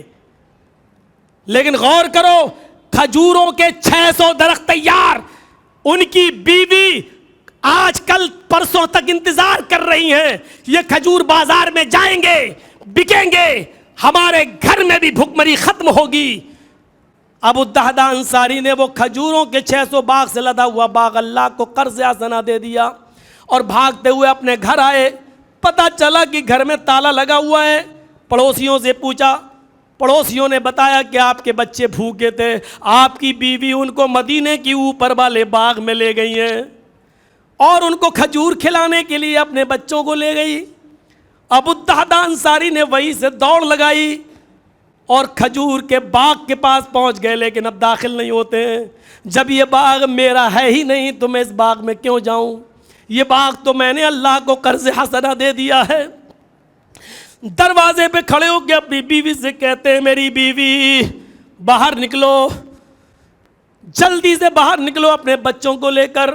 بیوی کہتی آپ کو آنے میں دیر ہو گئی, بچے بھوک سے بلبلا رہے تھے اس لیے میں ان بچوں کو باغ میں لے آئی کھجور کھلانے کے لیے. فرمایا میری بیوی بچوں کو لے کے جلدی سے باہر نکلو, تمہاری اوڑھنی میں تمہارے دامن میں جو کھجور ہیں ان کو اسی باغ کے اندر ڈال دو. اے میری بیوی اب یہ باغ ہمارا نہیں رہا, اب یہ باغ کے مالک ہم نہیں ہیں, یہ باغ میرا نہیں ہے. بیوی کھجوروں کے 600 درختوں کو دیکھتی ہے, اپنی اوڑھنی کے اپنے دامن کے کھجوروں کو دیکھ رہی ہے اور کہتی ہے میرے پیارے سرتاج یہ آپ کیا کہہ رہے ہیں, یہ ہمارا باغ نہیں ہے, یہ کھجور کٹنے والے ہیں, کل پرسوں مارکیٹ میں جانے والے ہیں, سپلائی ہونے والے ہیں, اور آپ کہہ رہے ہیں کہ یہ باغ ہمارا نہیں ہے. ہائے میری بیوی تم باہر نکلو پہلے. وہ اپنے بچوں کو لے کے باہر نکلتی ہیں. جلدی سے ابو الدہدہ نے وہ کھجور جو ان کے دامن میں تھے ان کھجوروں کو اپنی بیوی کے دامن سے لیا اور کھجوروں کو باغ میں ڈال دیا. جو کھجور ان کے بچوں کے پاکٹ میں جیب میں رکھے ہوئے تھے ان کھجوروں کو نکال کر پھینک دیا, باغ میں ڈال دیا. جو کھجور ان کی زبان میں تھے جو بچے چبا رہے تھے, ابو الدہدہ انصاری نے بچوں کا منہ کھلوایا اور چبائی ہوئی وہ کھجور بھی اب بچوں کی زبان سے نکال کر اس کو بھی باغ میں ڈال دیا اور کہا الہ العالمین مجھے تھوڑی سی دیر ہو گئی اس باغ تک پہنچنے میں. اے اللہ جو کھجور میری بیوی اور میرے بچے کھا چکے میں ان کا اختیار نہیں رکھتا, میں اس کا مالک نہیں, لیکن جن کھجوروں پر میری قدرت تھی, میری ملکیت تھی اور جن پر میں قابو پا سکا یہاں تک کہ بچے کے منہ سے بھی نکال کر وہ کھجور میں نے تیرے باغ میں ڈال دیا کیونکہ یہ باغ تیرا ہے میرا نہیں ہے. میں نے ان کھجوروں کو تیرے باغ میں ڈال دیا ہے. اے میری بیوی میں نے کھجوروں کا یہ باغ اللہ کو قرض حسنہ دے دیا. بیوی نے کہا بدلے میں کیا ملے گا؟ شوہر نے کہا, ابو الدہدہ نے کہا اللہ کے نبی فرماتے ہیں بدلے میں تمہیں جنت ملے گی. بیوی کے چہرے پر مسکراہٹ آ جاتی ہے اور کہتی ہے میرے پیارے شوہر کھجور کا ایک باغ دے کر اگر اللہ ہمیں اپنی جنت دے رہا ہے تو یہ سودا مہنگا نہیں ہے, بہت سستے میں نبٹ گئے, بہت سستے میں نبٹ گئے. چلو ہم گھر چلتے ہیں, بھوکے پیاسے رہ لیں گے لیکن آپ نے اچھا کیا اللہ کو قرض حسنہ دے دیا. قرآن کی ایک آیت سنتے ہیں منزل لذی یقرض اللہ قرضا حسنا, ایک آیت سنی عملی جامہ پہنا دیا. یہ تھا ایمان جس کے اثرات ان کی زندگی پر مرتب ہوتے ہیں. یہاں پورا قرآن ہم حافظ قرآن اور قاری قرآن کے پیچھے پڑھ لیتے ہیں لیکن جیسے آئے تھے ویسے ہی ہم مسجد سے نکل جاتے ہیں, کوئی جوں تک نہیں رنگتا ہمارے سروں پر. ایمان کے اثرات ہماری زندگی پر مرتب نہیں ہوتے. کہاں ہے ایمان ہماری زندگی پر؟ کہا الا الذین آمنوا وعملوا الصالحات, ایمان کے ساتھ ساتھ عمل صالح بھی جوڑ دیا ہے اور دونوں لازم و ملزوم ہیں. اگر ہمارے پاس ایمان ہے عمل صالح نہیں تو بیکار ہے ہماری زندگی.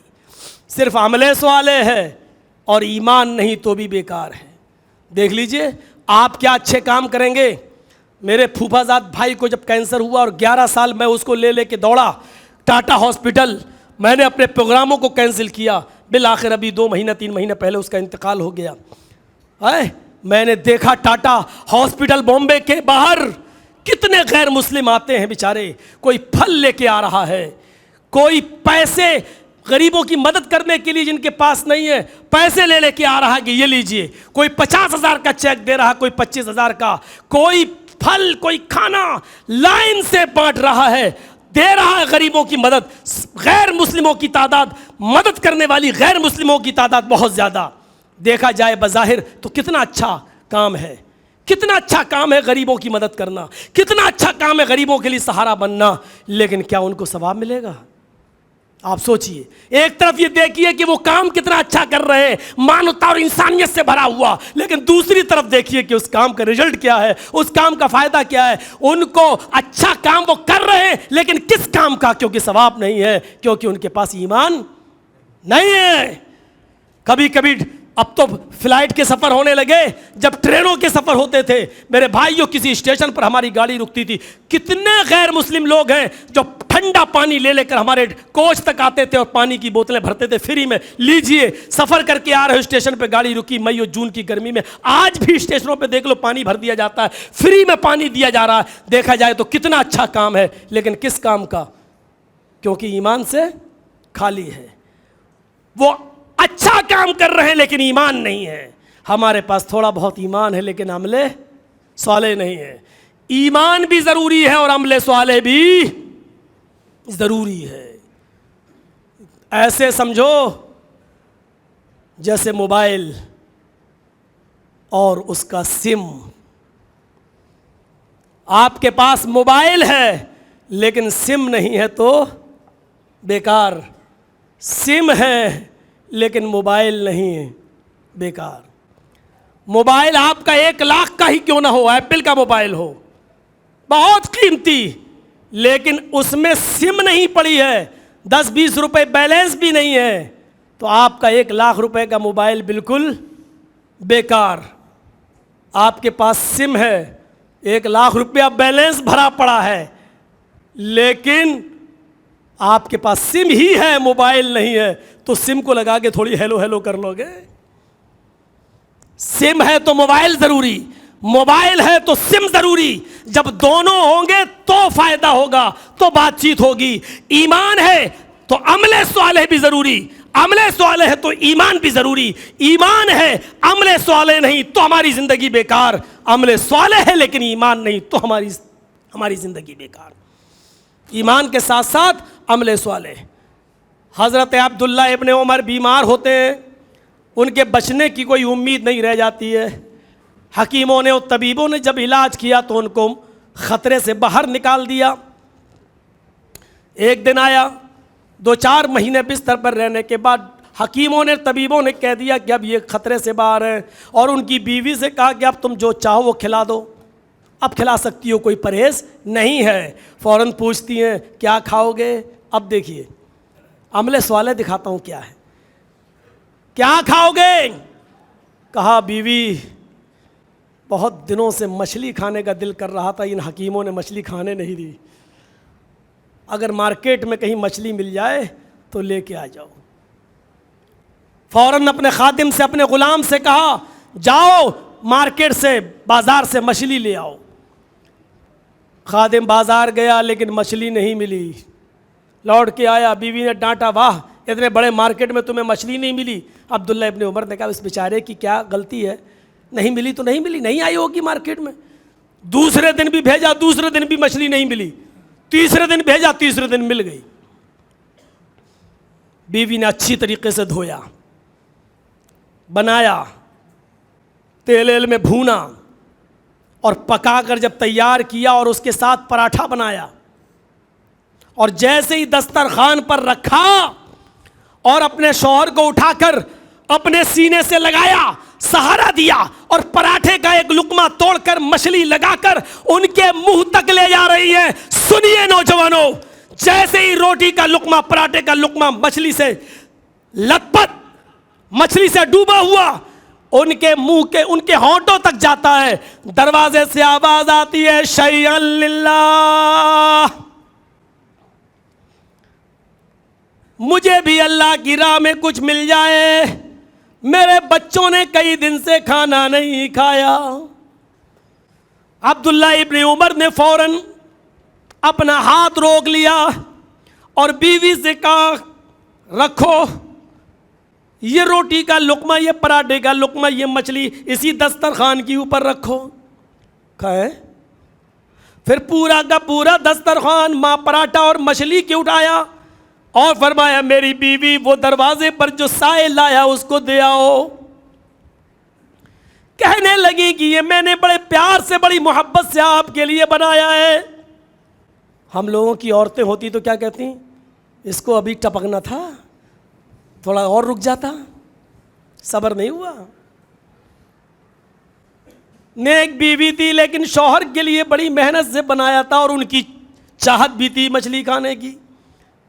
کہنے لگی کہ میں منع نہیں کر رہی ہوں، ایسا کرو کہ آپ کو مچھلی پسند ہے یہ آپ کھا لو، مچھلی میں اور پراٹھے میں جو قیمت لگی ہے یہ قیمت میں الماری میں سے نکالتی ہوں اور یہ قیمت میں اس سائل کو دے دیتی ہوں، وہ اپنے بچوں کو اپنی من پسند کا کھانا بنا کر کھلا دے گا۔ کہاں یہ مشورہ تمہارا بالکل ٹھیک ہے، جاؤ لے کے آؤ۔ وہ اس زمانے میں جو چلتا تھا ہمیانی وغیرہ بیلٹ جو ہوتی تھی، انہوں نے قیمت نکالی اور گننے لگیں اور سیدھے دروازے پہ جاتی ہیں۔ حضرت عبداللہ ابن عمر کہتے نہیں پہلے ادھر آؤ، ادھر لاؤ قیمت دیکھیں۔ پھر سوچنے لگے مچھلی اتنے کی ہوگی، تیل اتنے کا ہوگا، مسالہ اتنے کا ہوگا، آٹا اتنے کا ہوگا، سب جوڑنے لگے کہ ہاں ٹھیک۔ کہاں تم ٹھیک، کچھ زیادہ ہی دے رہی ہو، کم نہیں دے رہی ہو، لے جاؤ دے دو۔ اب ان کی بیوی دروازے تک پہنچتی ہے، اب جو منظر دکھانا چاہتا ہوں وہ دیکھیے۔ جیسی دروازے تک پہنچتی ہے قیمت دینے کے لیے، عبداللہ ابن عمر کہتے ہیں بیوی ادھر آؤ، قیمت لے کر ادھر آؤ۔ کہتے کیا ہوا؟ قیمت لاؤ۔ قیمت دے دی، قیمت بھی دسترخوان پر رکھ دی، پھر مچھلی بھی اور پراٹھا بھی اور اس کی قیمت بھی، یہ دونوں دسترخوان پر رکھ کر کہا جاؤ یہ سارا کا سارا اس سائل کو دے دو۔ ہم لوگوں کی بیویاں ہوتی کہتی سٹیا گیا یہ بڈھا یا یہ مولوی، ان کی بیوی کہتی یہ کیا کر رہے ہیں آپ نے کہا قیمت دے دو، میں قیمت دینے جا رہی ہوں، میں نے جو کہا پہلے وہ کرو، تمہارے سوال کا بھی جواب دوں گا، پہلے وہ دے دو، اس کو دیر ہو رہی ہے۔ دے کے آ گئی، مچھلی بھی، پراٹھا بھی، قیمت بھی۔ ہاں حضرت اب بتائیے، مچھلی دے رہے تھے، میں نے کہا قیمت دے دو، میں قیمت دینے گئی، قیمت تک بات صحیح تھی، مچھلی تو میں نے آپ کے لیے بنائی تھی، پھر آپ نے مچھلی بھی دے دی اور قیمت بھی دے دی۔ ایمان کا اثر دیکھیے۔ قرآن کی آیت پڑھتے ہیں عبداللہ ابن عمر، فرمایا میری بیوی جب تم قیمت دینے جا رہی تھیں تو میں سوچ رہا تھا آئے عبداللہ تجھے مچھلی زیادہ پسند ہے یا قیمت زیادہ پسند ہے؟ تو میں کسی نتیجے پر نہیں پہنچ پا رہا تھا، مجھے قیمت زیادہ پسند ہے یا مچھلی زیادہ پسند ہے، میں کسی نتیجے پہ نہیں پہنچ پا رہا تھا۔ میرے ذہن میں قرآن کی آیت آ گئی، لن تنالوا البر حتی تنفقوا مما تحبون، تم اس وقت تک نیکی حاصل نہیں کر سکتے ہو، اس وقت تک تم ثواب نہیں پا سکتے ہو جب تک کہ اس چیز کو تم اللہ کی راہ میں خرچ نہ کرو جو تمہیں سب سے زیادہ پسند ہے۔ میری سمجھ میں نہیں آ رہا تھا کہ مچھلی مجھے زیادہ پسند ہے یا قیمت، اس لیے میں نے دونوں کی دونوں چیزیں میں نے دے دی۔ آئے اللہ اب تو اچھی طریقے سے فیصلہ کر، مچھلی مجھے زیادہ پسند ہے یا قیمت، جو بھی ہو میں نے وہ محبوب چیز میں نے اس سائل کو دے دی تاکہ مجھے نیکی مل جائے۔ میرے بھائیوں اس کو کہتے ایمان کے اثرات ان کی زندگی پر مرتب ہوئے۔ یہ تھا عمل صالح، انہوں نے قیمت بھی دے دی اور مچھلی بھی دے دی۔ ہم اپنے گریبانوں میں جھانک کر دیکھیں، اچھا ایمانداری کے ساتھ بتائیے گا اب ہم کتنے % مسلمان لگ رہے ہیں؟ ہم لوگ تو کچھ کہنے کے حقدار ہی نہیں ہیں، لیکن سوچنے کے لائق تو ہیں کہ ہم کتنے % مسلمان ہیں۔ ان واقعات کی روشنی میں ہم کیسے لگ رہے ہیں؟ ان واقعات کی روشنی میں ہم کیسے لگ رہے ہیں؟ حضرت عبداللہ ابن عمر نے فوراً کیا کہا؟ مچھلی بھی دے دو اور قیمت بھی دے دو۔ ذرا اندازہ لگائیے وہ کون سے ایمان کے اثرات تھے جو انسانی زندگی پر مرتب ہوتے تھے. وہ کیا تھا جذبہ؟ اللہ کے رسول کے پاس آتی ہے وہ ایک عورت اور آتے ہی سیدھے کہتی ہے اے اللہ کے نبی صلی اللہ علیہ وسلم میرے اوپر حد جاری کر دیجئے. انی قد اصبت الحد یا رسول اللہ. یہ ہے بخاری شریف کی حدیث کے الفاظ. اے اللہ کے نبی میرے اوپر حد جاری کر دیجئے, میں حد کو پہنچ چکی ہوں, یعنی مجھے پتھروں سے مار مار کے سنسار کر دیجئے. کیا ہوا؟ میں نے پہاڑ کی ایک دامن میں مجھ سے زنا کا صدور ہو گیا ہے.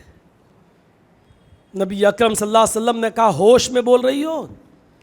صحابہ سے کہا اس کے منہ کو سونگھ کے دیکھو کہیں شراب کی بو تو نہیں آ رہی ہے. ٹھیک ہے اللہ کے رسول. کہا ہوش و حواس میں؟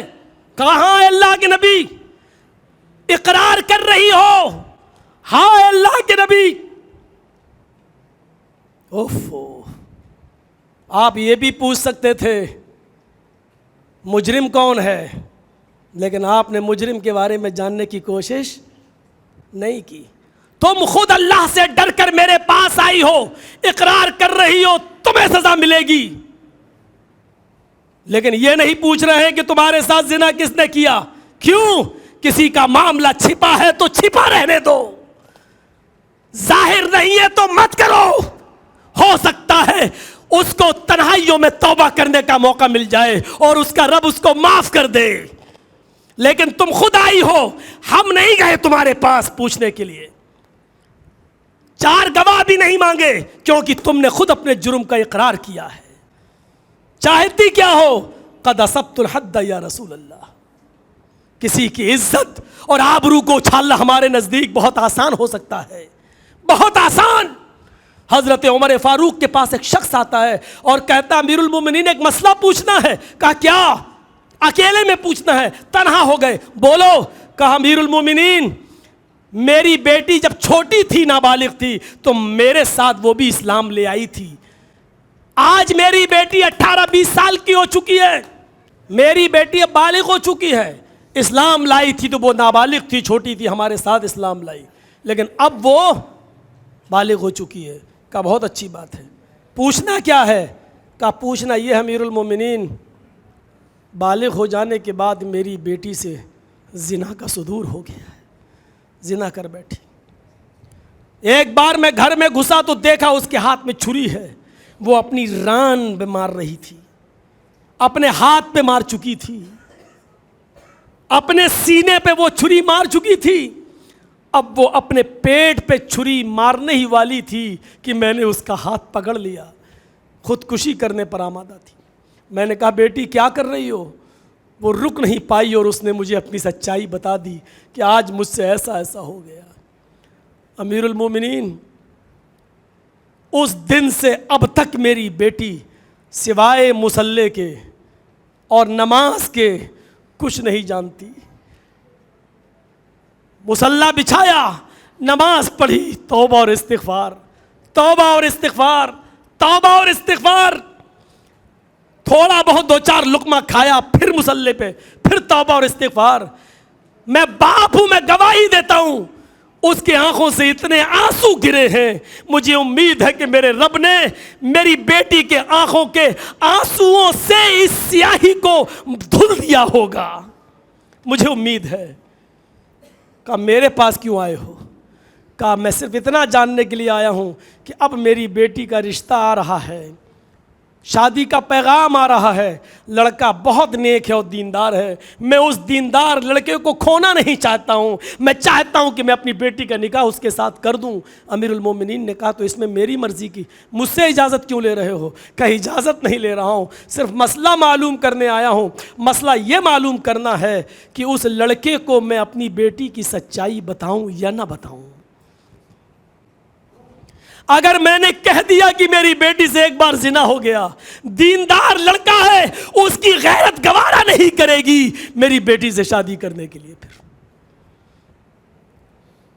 اور اگر نہیں بتایا اور چپکے سے میں نے اپنی بیٹی کا نکاح اگر کر دیا تو ڈر ہے کہ قیامت کے دن اللہ مجھ سے سوال نہ کر لے کہ تو نے اپنی بیٹی کا عیب کیوں چھپایا اور اس لڑکے کو, نوجوان کو دھوکہ کیوں دیا. اس پر میرا مواخذہ نہ ہو جائے, اس پر میری پکڑ نہ ہو جائے. میں کیا کروں امیر المومنین, مجھے بتائیے, میں بڑے دبدھا میں پھنسا ہوں, مجھے کوئی مشورہ دیجیے. حضرت عمر فاروق نے پہلے تو کوڑا نکالا اور کہا دل کرتا ہے کہ میں تمہیں 10 کوڑے لگاؤں. جب یہ بات تیری بیٹی اور تیرے درمیان تھی تو تو نے مجھے اپنی بیٹی کے بارے میں پھر بتایا کیوں, مجھ سے بھی شیئر کیوں کیا؟ لیکن چونکہ تجھے مسئلہ معلوم کرنا تھا اس لیے تم آئے ہو. یہ بات امیر المومنین کے دل تک رہے گی. میرے دل میں ایک قبر ہے, گڈھا ہے, اس قسم کی باتیں میں وہیں دفن کر دیتا ہوں. اب مسئلے کا جواب سنو. چپکے سے, خاموشی کے ساتھ اس دیندار اور نیک لڑکے کو بتائے بغیر تم اپنی بیٹی کا نکاح اس کے ساتھ کر دو. خبردار اگر تم نے اپنی بیٹی کے بارے میں کچھ بھی اس لڑکے کو بتایا, کیا تم نے قرآن نہیں پڑھا؟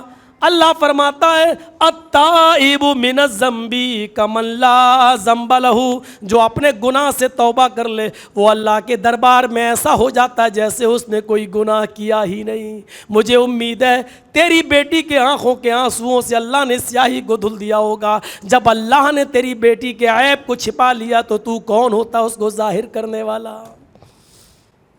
عزتوں کو اچھالنے والوں, ایک دوسرے کی عزتوں سے کھلواڑ کرنے والوں, اللہ کی قسم قیامت کے دن اللہ کی عدالت میں ہمیں بھی رسوا کیا جائے گا, ہمیں بھی ذلیل کیا جائے گا. کیونکہ اللہ کے نبی نے فرمایا کہ اگر دنیا میں کسی مسلمان کے عیب پر تم نے پردہ ڈالا ہوگا, من ستر مسلمن سترہ اللہ یوم القیامہ, تو اللہ قیامت کے دن اس کے عیب پر پردہ ڈالے گا. جب ہم دنیا میں کسی کے عیب پہ پردہ نہیں ڈالیں گے تو اللہ بھی قیامت کے دن ہمارے عیبوں پر پردہ نہیں ڈالے گا. اگر ہم دنیا میں کسی کو رسوا, کسی کو ذلیل کر رہے ہیں تو قیامت کے دن کے لیے ہم اور آپ بھی تیار رہیں کہ ہمیں بھی ساری انسانیت کے سامنے ہمیں رسوا کیا جائے گا, اور اس دن کی ذلت اس ذلت سے کہیں زیادہ خطرناک ہوگی,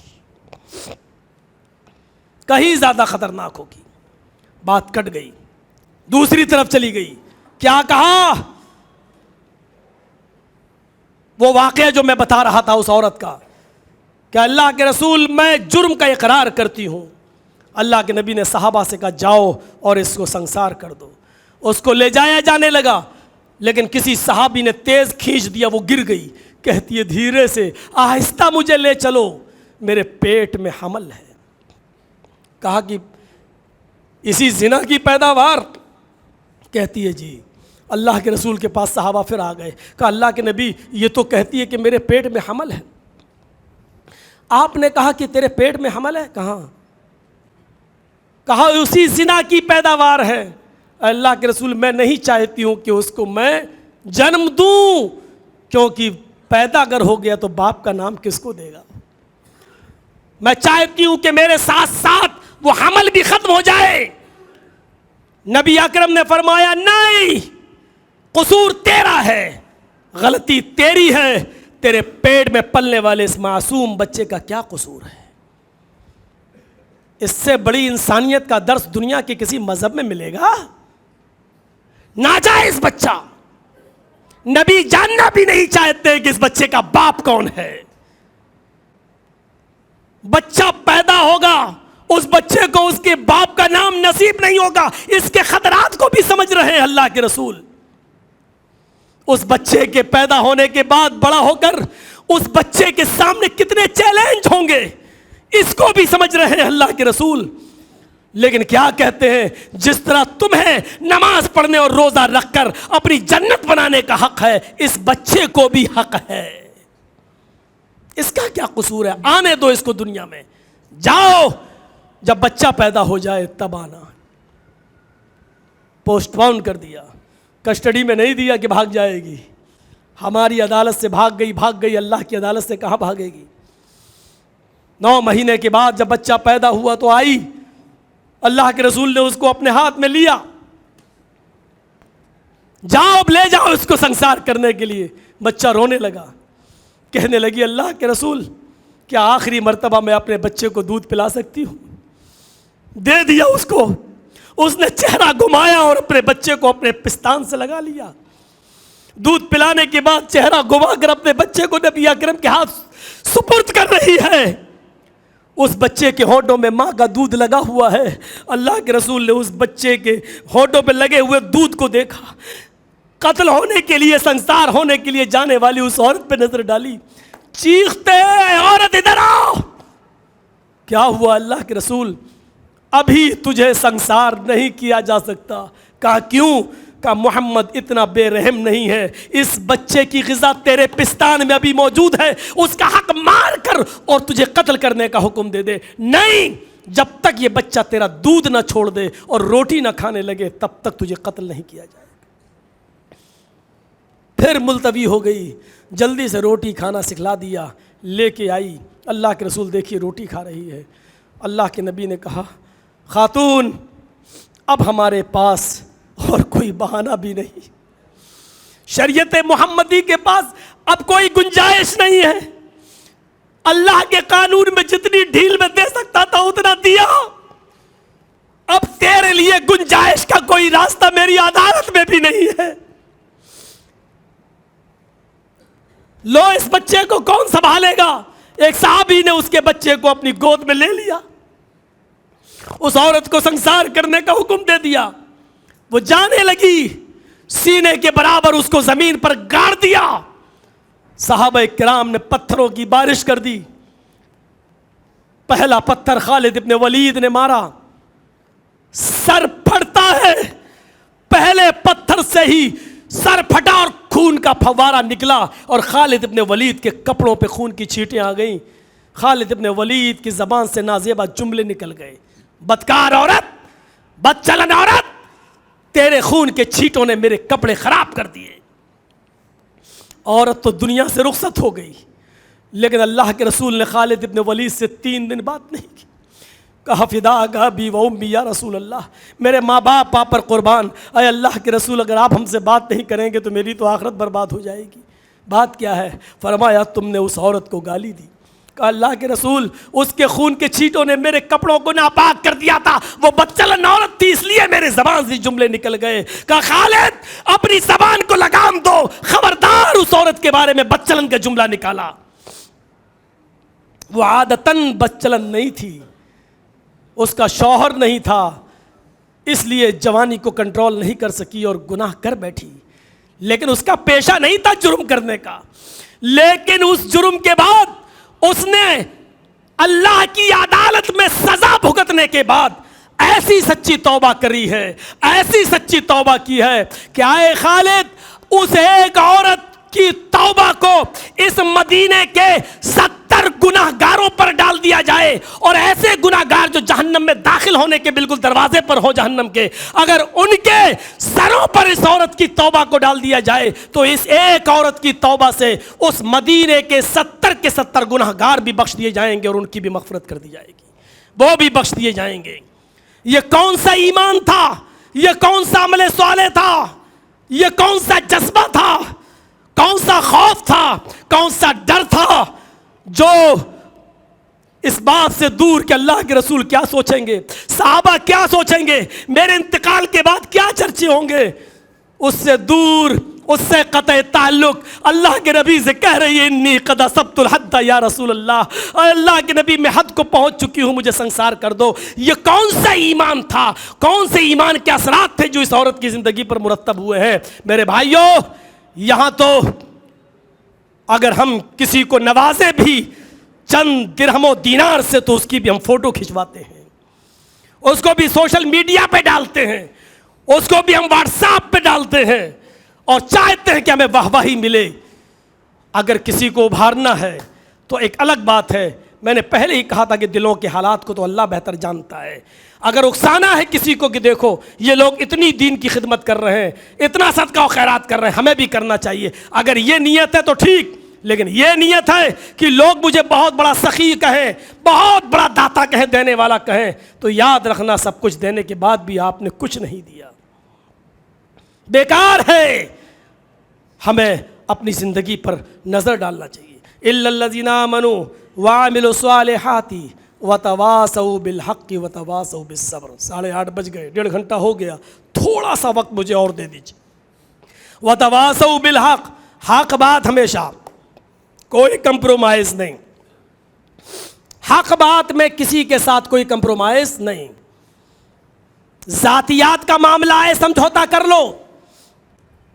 نبی صلح حدیبیہ لکھو، بہت سی باتیں کہی گئیں. میرے آدمی آئیں گے، آپ کو واپس کرنا پڑے گا، آپ کا آدمی آئے گا، میں واپس نہیں کروں گا، ساری شرطیں منظور. میرے آدمی تلوار لے کے گھومیں گے، آپ کے آدمی کو تلوار نہیں لینے دیا جائے گا، ٹھیک، یہ بھی منظور. اس سال تمہیں نہ عمرہ کرنے دیا جائے گا نہ حج، جاؤ آئندہ سال آ سکتے ہو، یہ بھی منظور. آئندہ سال آؤ گے تو 3 دن سے زیادہ مکے میں رہنے کی اجازت، یہ بھی منظور. اتنا دب کر سمجھوتا. اور لاسٹ میں کیا کہا؟ محمد الرسول اللہ کو یہ شرطیں منظور ہیں. کہا یہ رسول اللہ کاٹو. دیکھ رہے ہیں آپ، رسول اللہ کاٹو. کہا یہ کیا بات رہی؟ کہا ہم آپ کو رسول مانتے ہی نہیں ہیں. کہا محمد رسول اللہ میں رسول اللہ کاٹو. نہیں کاٹتے ہو تو سمجھوتا کینسل. آپ نے حضرت علی سے کہا اے علی چلو کاٹ دو، لکھ دو محمد ابن عبداللہ کو یہ شرطیں منظور ہیں. تو حضرت علی رضی اللہ تعالیٰ عنہ نے کہا کہ اللہ تعالیٰ نے آپ کو حق کے ساتھ رسول بنا کر بھیجا ہے، میرے ہاتھ میں اتنی طاقت نہیں کہ میں لفظ رسول اللہ اپنے ہاتھ سے کاٹ سکوں. تو اللہ کے نبی نے کہا اچھا مجھے بتاؤ کہاں لکھا ہے، کہاں لکھا ہے، میں خود کاٹ دیتا ہوں. حضرت علی نے اشارہ کیا، پھر اللہ کے رسول نے اپنے ہاتھ سے لفظ رسول اللہ کاٹ دیا. میں نے بتانے کا مقصد یہ ہے میرا کہ سمجھوتا ہوا، ذاتیات کا معاملہ آیا، آپ نے سمجھوتا کر لیا. لیکن یہی کافروں نے جب کہا کہ اے اللہ کے رسول چلیے سمجھوتا کر لیتے ہیں، 6 مہینے آپ ہمارے معبود کی عبادت کر لیں، 6 مہینے ہم آپ کے رب کی عبادت کر لیتا ہوں، 6 مہینے آپ ہمارے معبودوں کی پوجا کر لیں، 6 مہینے ہم آپ کے رب کی عبادت کر لیتا ہوں. تو اللہ کے رسول صلی اللہ علیہ وسلم نے اس پر کوئی سمجھوتا نہیں کیا اور حق کے ساتھ کھڑے ہوئے اور کیا کہا؟ لا اعبد ما تعبدون، میں جن کی عبادت کرتا ہوں تم ان کی عبادت نہیں کرتے، اور میں کر بھی نہیں سکتا جن کی تم کر رہے ہو، اور تم بھی نہیں کر سکتے جس کی میں کر رہا ہوں. اس لیے فیصلہ سنو، 2 ٹوک کہا، لکم دینکم ولی دین، تم اپنے دین پر رہو، ہمارے لیے ہمارا دین، تمہارے لیے تمہارا دین اور ہمارے لیے ہمارا دین. حق کے ساتھ کوئی سمجھوتا نہیں. اور حق بات کہو گے تو پریشانیاں تو آئیں گی ہی. اگر صبر کرنے کا کلیجہ ہے آپ کے اندر تو برداشت کرو، نہیں تو نہیں. امام مالک رحمۃ اللہ علیہ نے ڈنکے کی چوٹ پہ کہا تھا، اور جب بادشاہ کو کسی غریب آدمی کی بیوی پسند آ گئی تو کہا کیا طریقہ ہے، یہ مجھے حاصل کرنا ہے. سارے مفتیوں نے فتویٰ دے دیا، زبردستی طلاق دلوا لو، تلوار رکھ دو اس کے اوپر، طلاق دے دے گا، عدت گزارے گی، آپ نکاح کر لینا.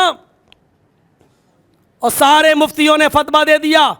بادشاہ کے گنڈوں نے تلوار رکھ کر اس غریب آدمی کو مجبور کر دیا، اس نے اپنی بیوی کو طلاق دے دی، عدت گزاری، بادشاہ نے اس سے شادی کر لی.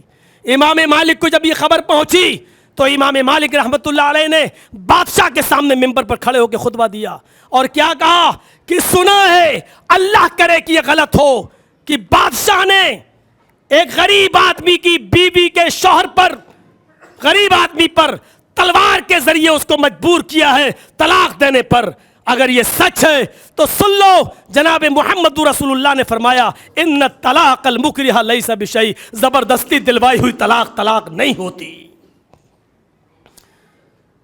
پتہ چلا کہ امام مالک کو گرفتار کر لیا گیا، کوڑے برسائے گئے، اتنا مارا کہ ہاتھ اٹھنے کے لائق نہیں رہے.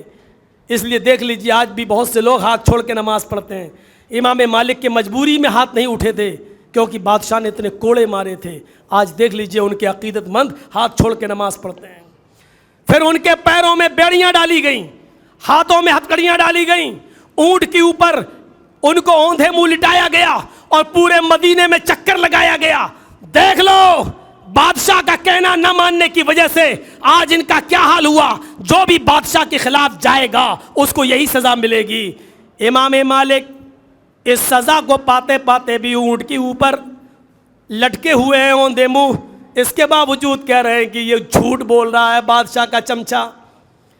بادشاہ کی مخالفت کرنے کی وجہ سے مجھے یہ سزا نہیں ملی, حدیث رسول سنانے کی وجہ سے, محمد رسول اللہ کا فرمان سنانے کی وجہ سے یہ سزا ملی ہے. لوگوں سنو, اس سزا کو پانے کے بعد, ہاتھوں میں پیروں میں بیڑیاں اور ہتھکڑیاں پڑنے کے بعد, اوندے منہ اونٹ پر لٹکنے کے بعد بھی میں حدیث رسول سناؤں گا. ان الطلاق المکرہ لیس بشیء, زبردستی دلوائی ہوئی طلاق نہیں ہوتی ہے. بادشاہ زنا کاری کر رہا ہے, حرام کام کر رہا ہے بادشاہ, اس کے باوجود انہوں نے حق بات کہی اور جو پریشانیاں ان کو ملی اس پر انہوں نے صبر کیا. حضرت سمیہ کا واقعہ ہمارے اور آپ کے سامنے رہنا چاہیے. دونوں ہاتھ باندھ دیے گئے. اے سمیہ, سنا ہے کہ تو محمد کے رب پر ایمان لے آئی. کہا جب سنی لیا تو چھپانا کیسا, ہاں لے آئی. چھوڑ دے, کہا نہیں چھوڑ سکتی. برہنہ کر دیا, ننگا کر دیا. عمار بیٹا سامنے کھڑا ہے, یاسر شوہر سامنے کھڑا ہے, تیز دھار نیزہ لایا گیا. سمیہ رضی اللہ تعالیٰ عنہ کے شرمگاہ میں اس نیزے کو داخل کر دیا گیا, اس طرف سے ڈالا گیا اور اس طرف پار کر دیا گیا. ہاتھ بندھے تھے, نظریں آسمان پہ ڈالتی ہے اور جملے کیا ادا ہوتے ہیں, ثبت قدمی علی دینک یا ربی, اے میرے رب اس حال میں میرے قدم کو اپنے دین پر ثابت رکھنا. اس نے یہ نہیں کہا اے اللہ مجھے بچا لے, اے اللہ میری مدد فرما, اے اللہ میری جان نہ جائے, یہ نہیں کہا اس نے, بھیک نہیں. اس نے کیا کہا, یا ربی ثبت قدمی علی دینک, اے اللہ کہیں اس کی دی ہوئی سزا مجھ سے میرا دین نہ چھین بیٹھے, آخری وقت میں کہیں میرے حوصلے پست نہ کر دے. اے اللہ جاتے جاتے, مرتے مرتے, شہید ہوتے ہوتے اللہ مجھے اپنے دین پر ثابت قدم رکھنا. حق بھی بولی, صبر بھی کر رہی ہے. صبر کا مطلب یہ نہیں کوئی مارے اور ہم پٹتے رہیں, یہ صبر ہے. صبر کا مطلب ہوتا ہے حوصلہ اور چٹان بن کے کھڑے ہو جانا. صبورہ پہاڑ ہے عرب کے اندر ایک, اس پہاڑ کو اللہ کے نبی نے کہا تھا حاضی صبورہ, یہ صبورہ پہاڑ ہے. کیوں؟ ہر پہاڑ آندھیوں میں اس کی کچھ کنکریاں اور پتھر گر جایا کرتے تھے, لیکن بڑی سے بڑی آندھی اور بڑے سے بڑے طوفان صبورہ پہاڑ کا کوئی پتھر, کوئی کنکر اس ٹس سے مس نہیں ہونے دیتے تھے, وہ اپنی جگہ پر کھڑا رہتا تھا. اللہ کے نبی نے کہا یہ ٹس سے مس نہیں ہوتا, چاہے کتنی آندھیاں آئیں, چاہے کتنا طوفان آئے, لیکن اس پہاڑ کا کچھ نہیں, یہ صبورہ پہاڑ ہے. اسی صبورہ سے بنا ہے صبر. کتنی مصیبتیں, کتنی پریشانیاں, کتنی مصیبتیں ہمارے اوپر آئیں, لیکن ہمیں ہماری توحید سے ٹس سے مس نہ کریں, ہمیں ہمارے دین سے ٹس سے مس نہ کریں. اس کا نام ہے صبر. صبر کا مطلب یہ نہیں کہ جو مارے اور ہم پٹتے رہے صبر ہو گیا. تو مجبوری ہے, آج پٹو گے نہیں تو اور کیا کرو گے. مجبوری میں پٹ رہے ہیں ہم, مجبوری میں. میرے بھائیوں, کہا کہ ایسے نہیں مانے گی یہ. اندھا میں نہانی میں نیزا کا 2 اونٹ لاؤ. ایک اونٹ کا چہرہ پورب کی طرف کر دیا, ایک اونٹ کا چہرہ پشچم کی طرف کر دیا. ایک پیر سمیہ کا اس اونٹ سے باندھا, دوسرا پیر دوسرے اونٹ سے باندھا. ابن سعد نے طبقات میں نقل کیا ہے, ابو جہل نے کہا سمیہ دیکھ, ایک پیر اس اونٹ سے بندھا, دوسرا پیر اس اونٹ سے بندھا, کوڑا مارنے کی دیر ہے, دونوں اونٹ مختلف سمتوں میں بھاگیں گے اور تو بیچ سے چیر دی جائے گی, 2 ٹکڑے کر دی جائیں گے. عمار کے آنکھوں میں آنسو آنے لگے, یاسر کے آنکھوں میں یہاں آنسو آنے لگے. سمیہ چیخ کر کہتی ہے کہ میرے بیٹے اور آئے میرے شوہر, تمہیں روتے ہوئے دیکھ کر مجھے اچھا نہیں لگا. اے میرے بیٹے, اے میرے شوہر, تم لوگ مرد ہو سکتا ہے کہ مجھے یہ ہلکی سزا دی جا رہی ہو اور میرے بعد تمہیں مجھ سے بھی زیادہ سخت سزا دی جائے, اس لیے کہ تم مرد ہو, مرد کو اس کی حیثیت سے بڑی سزا ملنی چاہیے. ہو سکتا ہے کہ تم کو مجھ سے بھی بڑی سزا ملے, لیکن میرے بیٹو اللہ کی قسم مجھے جنت کی خوشبو سو میری ناک تک آ رہی ہے. میرے بیٹو میرے نقش قدم پہ چلے جانا، میں جنت کے دروازے پر تم دونوں کا انتظار کروں گی۔ ابو جہل نے سوچا میں تو اس کو سزا دے کر ان دونوں کو ڈرا رہا ہوں اور اس نے تو ان کو ہی مضبوط کر دیا۔ کہا سمیہ اب مجھے ان اونٹوں کو بھگانا ہی پڑ رہا ہے۔ اور سمیہ کہتی ہے ابو جہل یہ کوڑا زمین پہ پڑا ہے، رب کعبہ کی قسم اگر میرے ہاتھ کھلے ہوتے میں یہ کوڑا اٹھا کر تیرے ہاتھ میں دے دیتی۔ جتنی دیر تو ان اونٹوں کو بھگانے میں لگا رہا ہے اتنی ہی دیر مجھے جنت میں جانے میں لگ رہی ہے۔ ابو جہل کو غصہ آیا، اونٹوں کو کوڑا مارا، دونوں اونٹ بھاگے، سمیہ 20 سے 2 ٹکڑے ہو گئی لیکن چہرہ صحیح سلامت بچ گیا۔ ابو جہل سمیہ کے چہرے کو دیکھتا ہے، پتھر اٹھا کر اپنے سر پہ مارتا ہے۔ لوگوں نے کہا یہ تمہیں کیا ہو گیا؟ کہ دیکھو مسکرا رہی ہے، مرتے وقت بھی مجھے چڑھا رہی ہے، آخری وقت میں بھی اس کے چہرے پہ مسکراہٹ۔ ابو جہل سمیہ جیت گئی تو ہار گیا، وہ جیت گئی تو ہار گیا۔ ابو جہل تو نے سب کچھ چھینا لیکن مرتے وقت سمیہ کے چہرے کی مسکراہٹ تو نہیں چھین سکا۔ میرے بھائیوں یہ دردناک منظر جب اللہ کے نبی صلی اللہ علیہ وسلم نے سنا تو ممبر پر کھڑے ہو کر جو خطبہ دیا اس کے الفاظ دیکھیے۔ آپ نے کہا ابو بکر فی الجنہ، اے ابو بکر تم اکیلے جنت میں جاؤ گے، عمر فی الجنہ، اے عمر تم اکیلے جنت کے اندر جاؤ گے، عثمان تم اکیلے جنت کے اندر جاؤ گے، علی تم اکیلے جنت کے اندر جاؤ گے۔ اصبروا یا آل یاسر فإن موعدکم الجنہ، اے آل یاسر صبر کرو، صبر کرو، تم نے اپنی آنکھوں سے اپنی ماں کا اور اپنی بیٹی اپنی بیوی کا یہ منظر دیکھا ہے، صبر کرو تمہارا پورا خاندان ایک ساتھ جنت کے اندر جائے گا۔ فإن موعدکم الجنہ، اللہ وعدہ کرتا ہے تمہیں جنت دینے کا، تمہارا پورا کا پورا خاندان ایک ساتھ جنت کے اندر داخل ہوگا۔ حق بات کہو گے تو پریشانیاں آئیں گی اور پریشانیاں آئیں گی تو صبر کرنا سیکھو۔